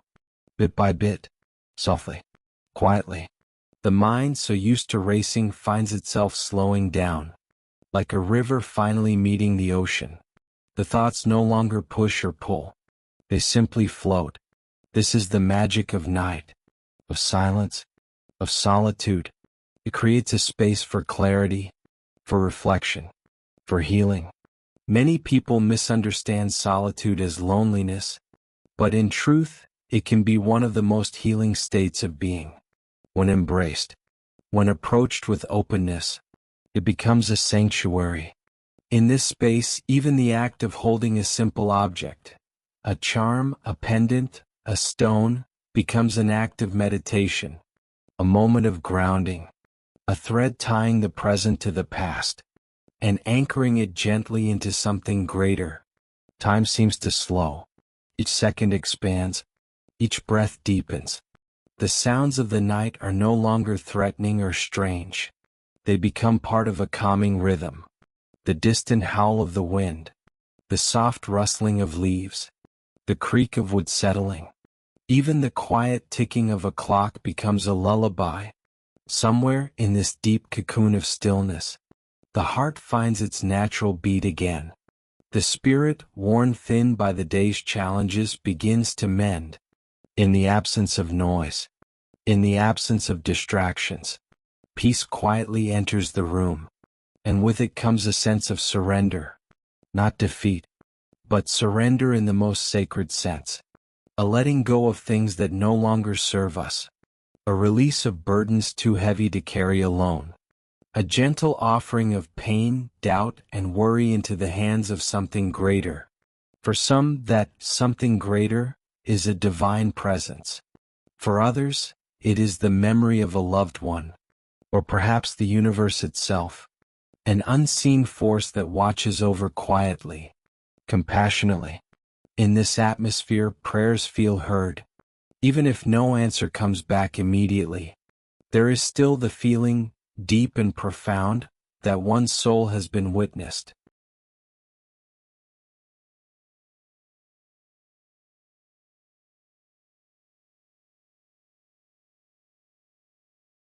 And that is enough.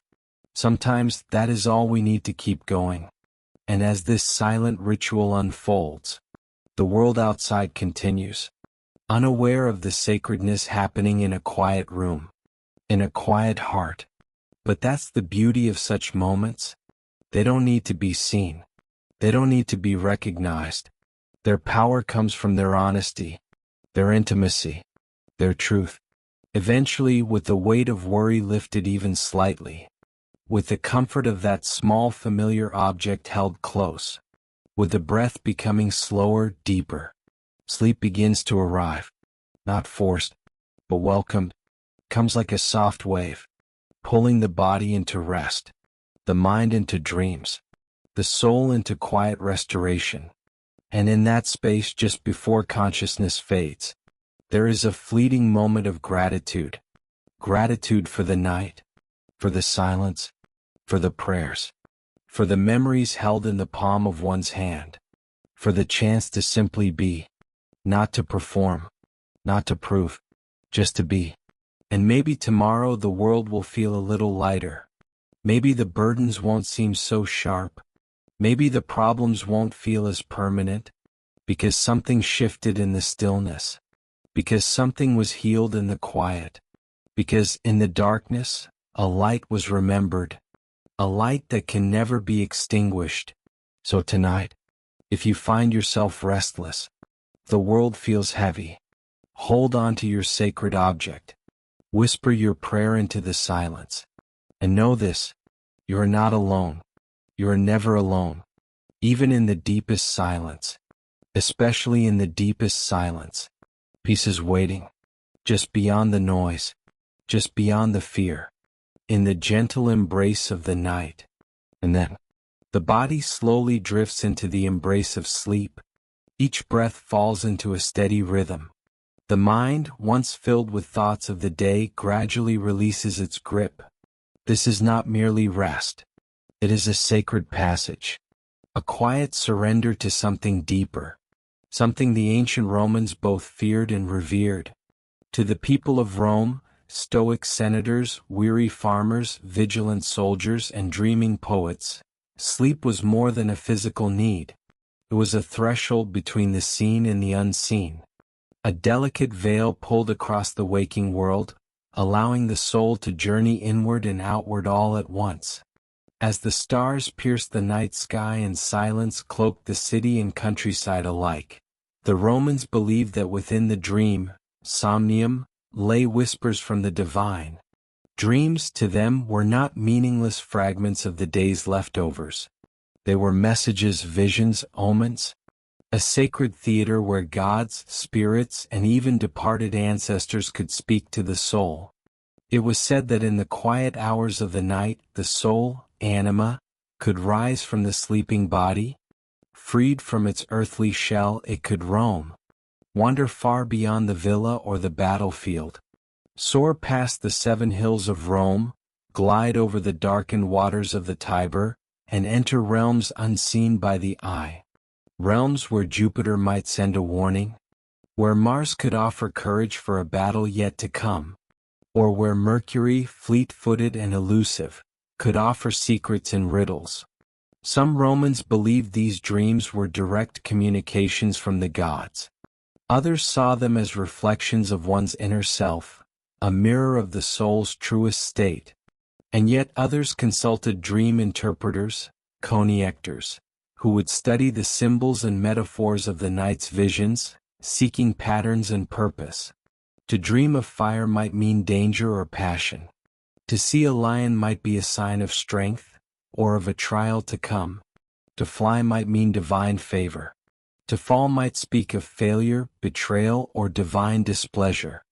In the quiet chambers of Roman villas, among the cool stone columns and oil lamps flickering low, dream journals were kept by the thoughtful and the superstitious alike. Roman generals sometimes delayed campaigns based on a dream's warning. Senators debated the meaning of night visions in the Curia, and common citizens, huddled beneath woolen blankets in modest homes, sometimes awoke in fear or wonder at what they had seen behind closed eyes.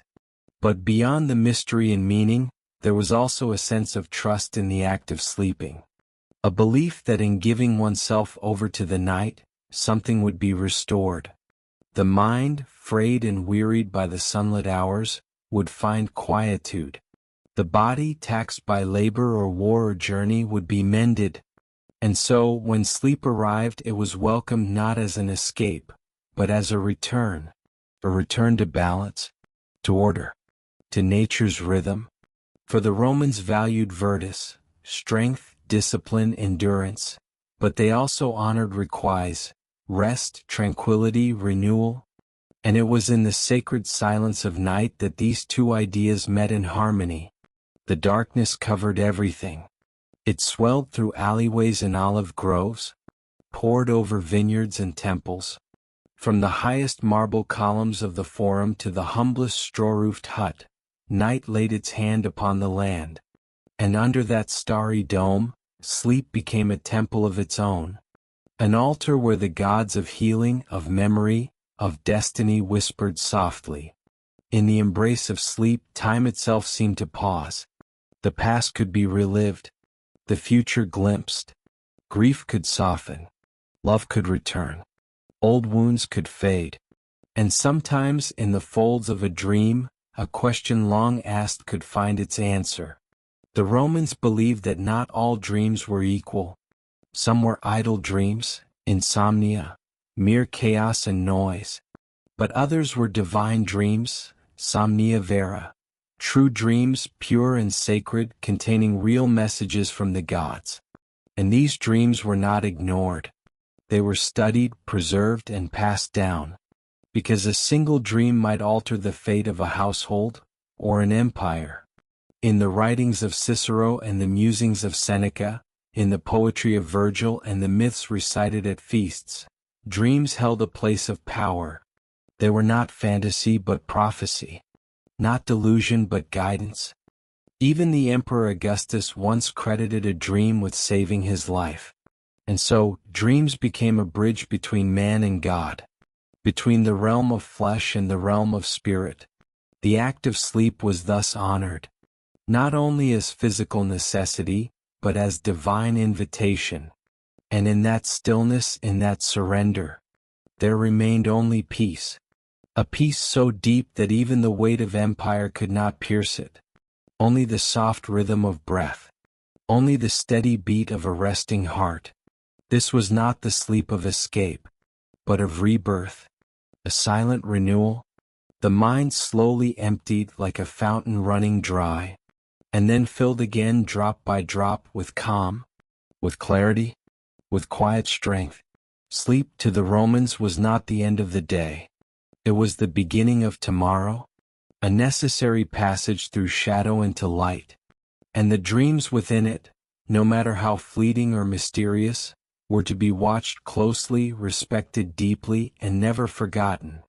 And so now, as the world grows quieter, as the night stretches longer, as all things fall into rest, there is nothing left but this, the deep, undisturbed peace of sleep, a silent symphony played within the soul, a gentle undoing of all burdens, a soft return to something ancient, something eternal.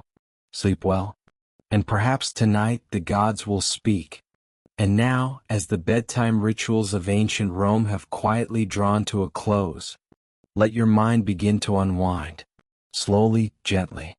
Allow yourself to release everything you've been holding onto throughout the day. In the quiet hours of the night, in the stillness that has settled over the Roman domus, that stately home of pillars, mosaics, and flickering oil lamps, everything is at peace. The footsteps of the servants have faded. The last ember of the hearth has dimmed. The bustling streets outside the insulae and villas alike have grown silent. No more the clatter of sandals on stone. No more the chime of bronze bells calling for the evening meal. No more voices echoing in the atrium, no laughter from the triclinium. All is calm. All is done. The gods have been honored with a whispered prayer at the Lararium. The family household spirits, the Laras and Penates, have been thanked. A drop of wine has been offered. A candle extinguished with care. It is night. And with the coming of night, the worries of the day drift away. You do not need to carry them now. There is no Senate to attend. No forum to cross. No scrolls to write. No orders to give. No debts to settle. The Roman Empire, vast and glorious as it may be, can wait.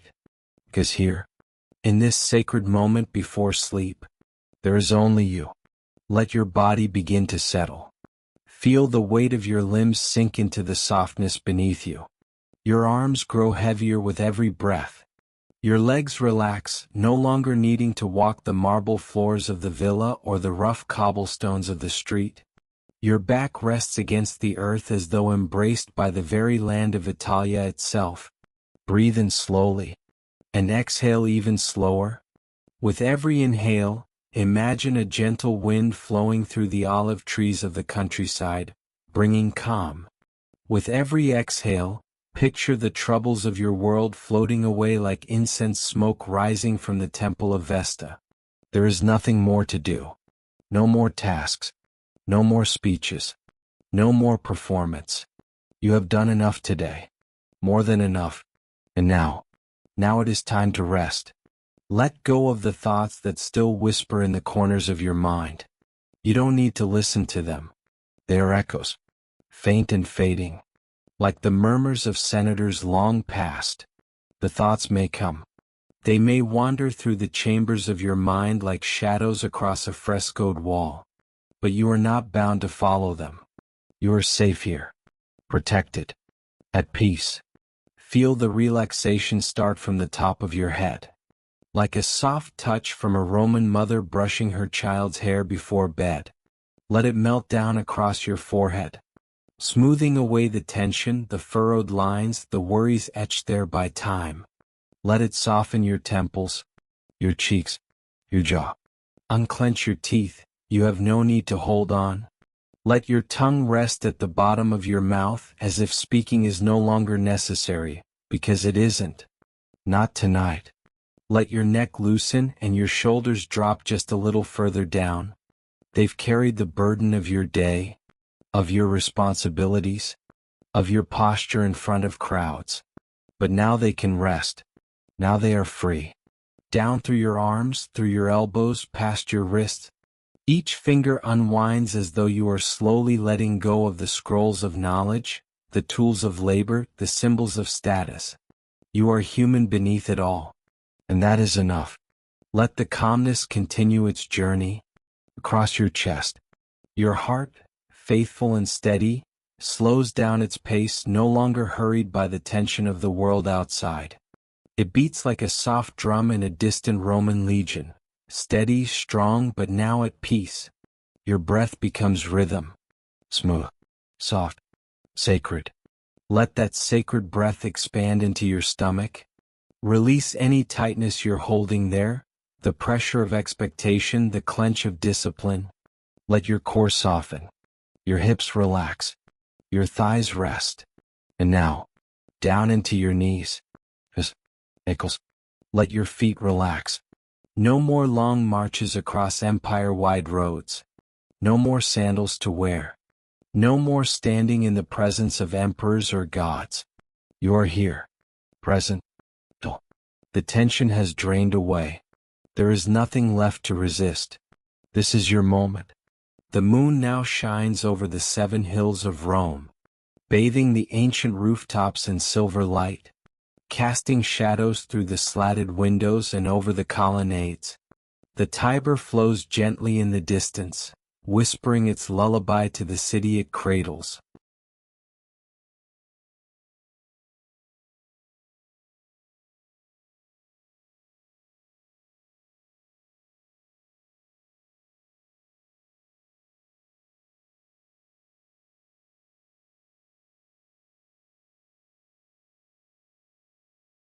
And as every citizen, from emperor to servant, from patrician to plebeian, surrenders to sleep, so too do you. Sleep is not something to chase. It comes like a quiet guest, soft-footed, respectful, invited. You welcome it now, not with force, but with openness. You let it fill the space within you, like the warmth of a Roman bath after dusk, gentle, soothing, complete. There is no resistance, no obligation to be awake, no need to analyze.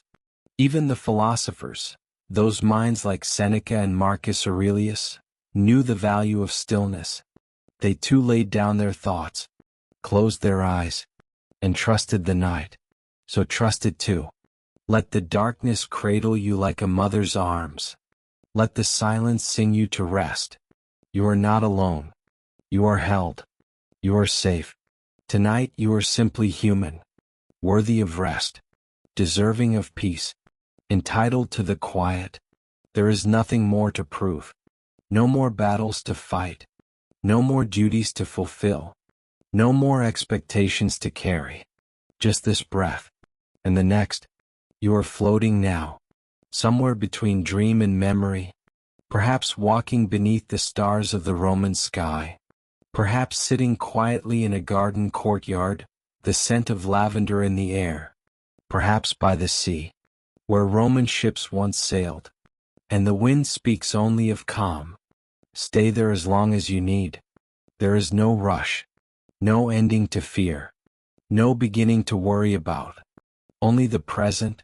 Only this moment, this perfect stillness, this sacred pause, between one day and the next.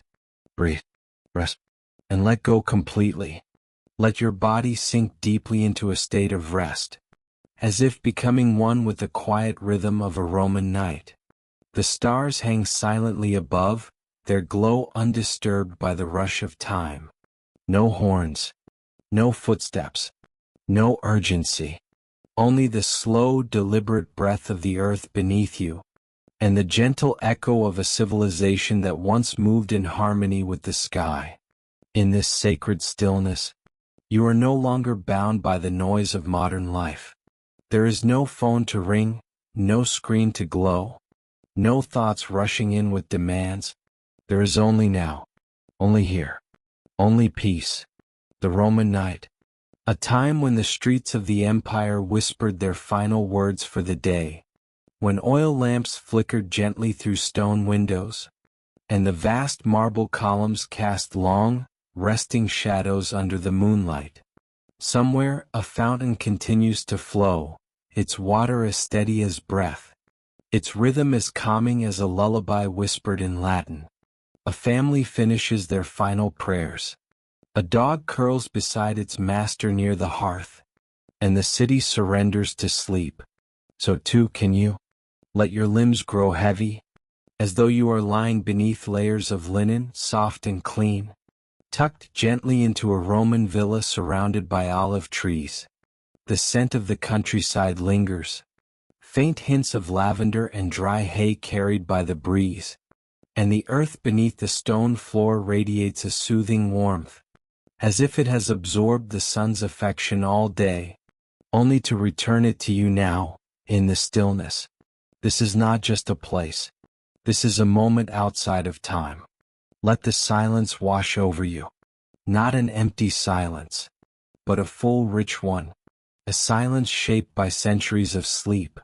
A silence whispered by the stones of the Colosseum, and the bricks of ancient homes, and the trees that have stood in place since Caesar's own breath. You are safe here. You are calm here. You are wrapped in the embrace of history's quiet lullaby. Nothing asks for your attention. Nothing demands your energy. There are no more tasks tonight. No more names to remember. No more lists, no more clocks, no more noise. All that exists is this quiet rhythm, this ancient night, this sacred pause. The moonlight spills over the rooftops, not harshly, but softly, like a silver hand brushing the skin of the city. Imagine it touching your forehead too, a gentle blessing, a sign that all is well. Let yourself feel that. Let yourself drift, knowing you are not alone in your rest. Somewhere nearby, a Roman farmer dreams of his fields. A young poet dreams of verses yet unwritten. A mother dreams of her child's laughter at dawn. And beneath it all, the earth dreams too. Its dreams are ancient and wide and kind. You are floating now, not in water, but in quiet, in stillness, in the arms of the Roman night. Let every breath slow down. Inhale, as though taking in the peace of an empire at rest. So, as though releasing everything that does not belong in this gentle moment.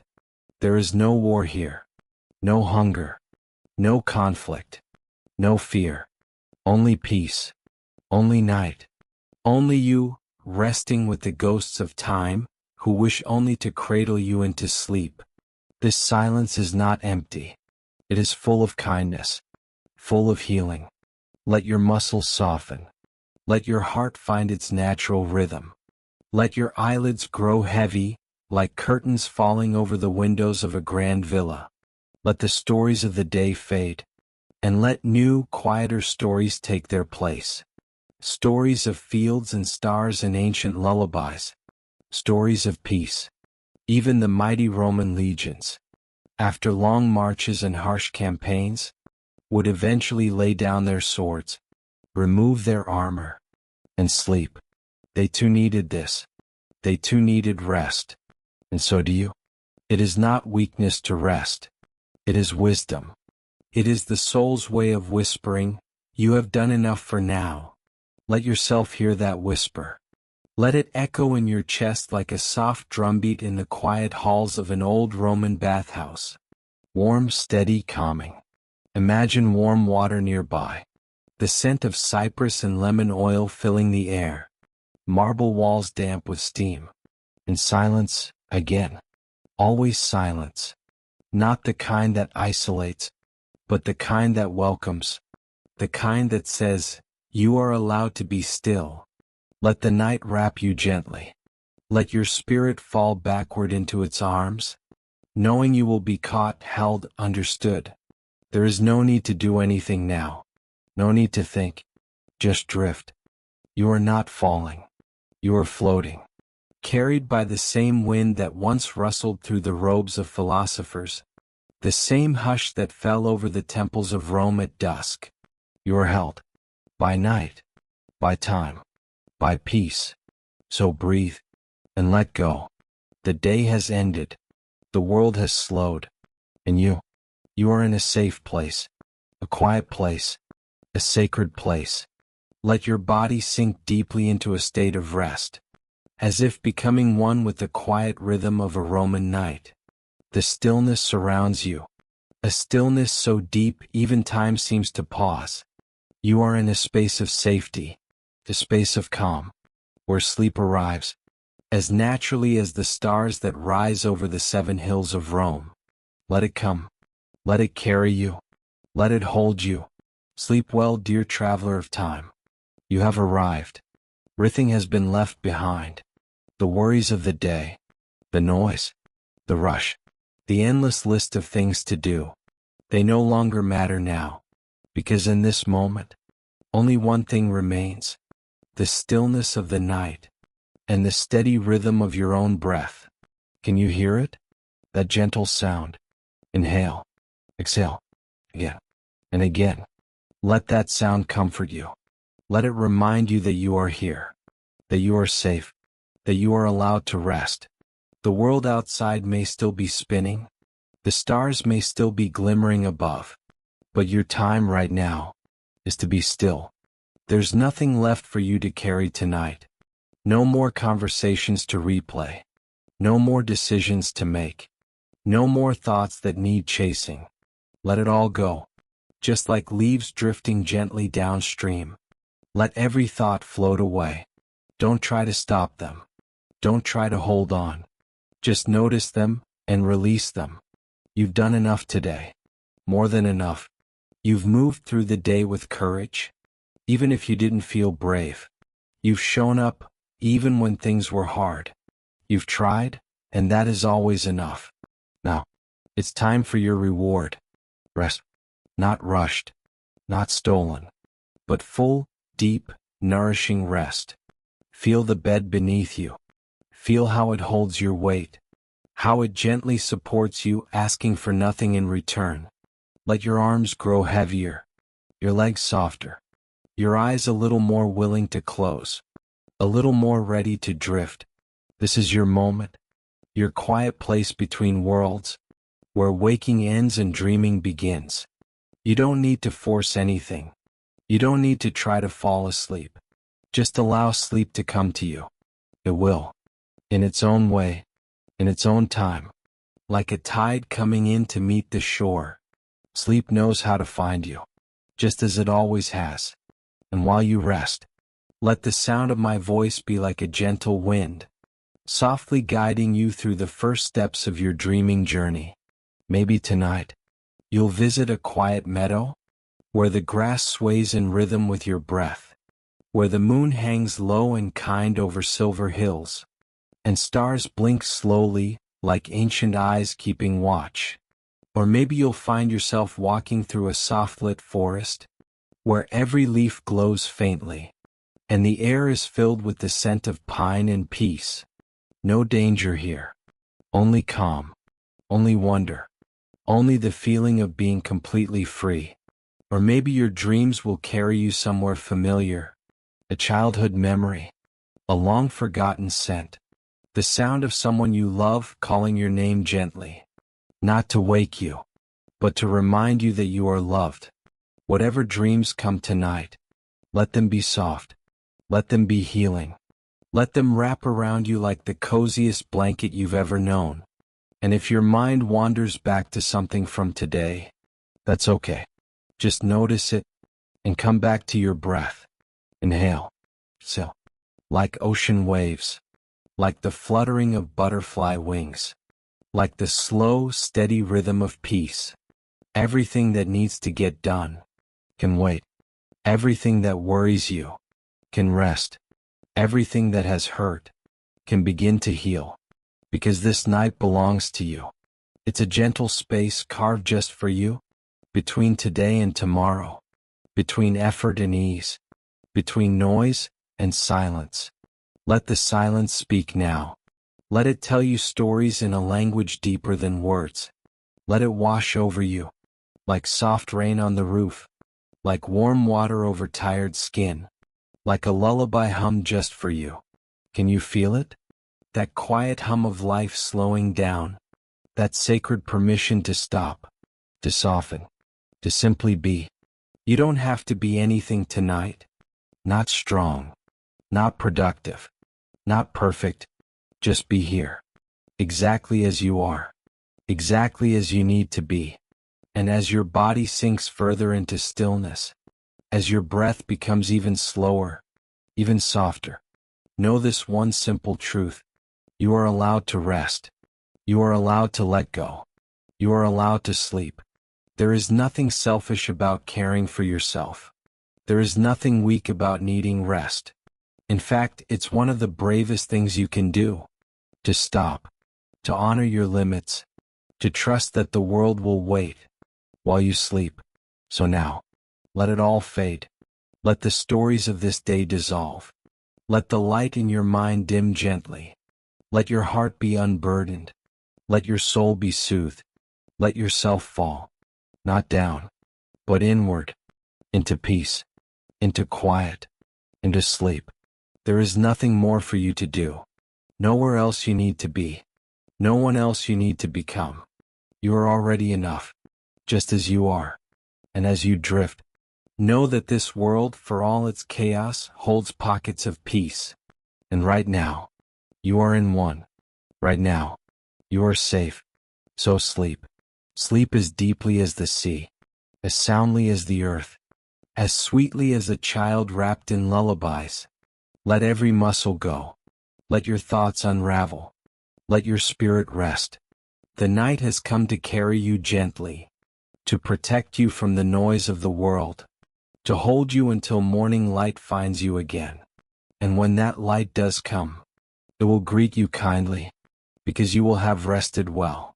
But for now, sleep, dream, float, feel, let go, and let the stillness carry you. Good night.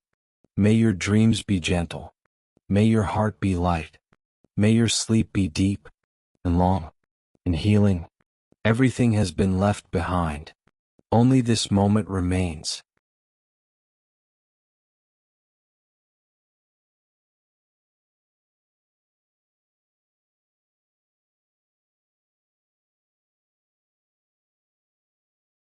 Just the stillness of the night and the steady rhythm of your own breath.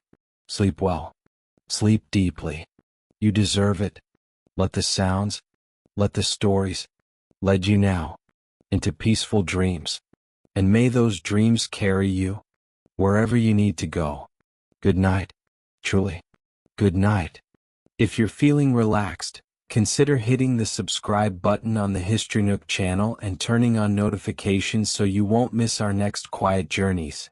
Or simply let this sound carry you deeper into peaceful sleep.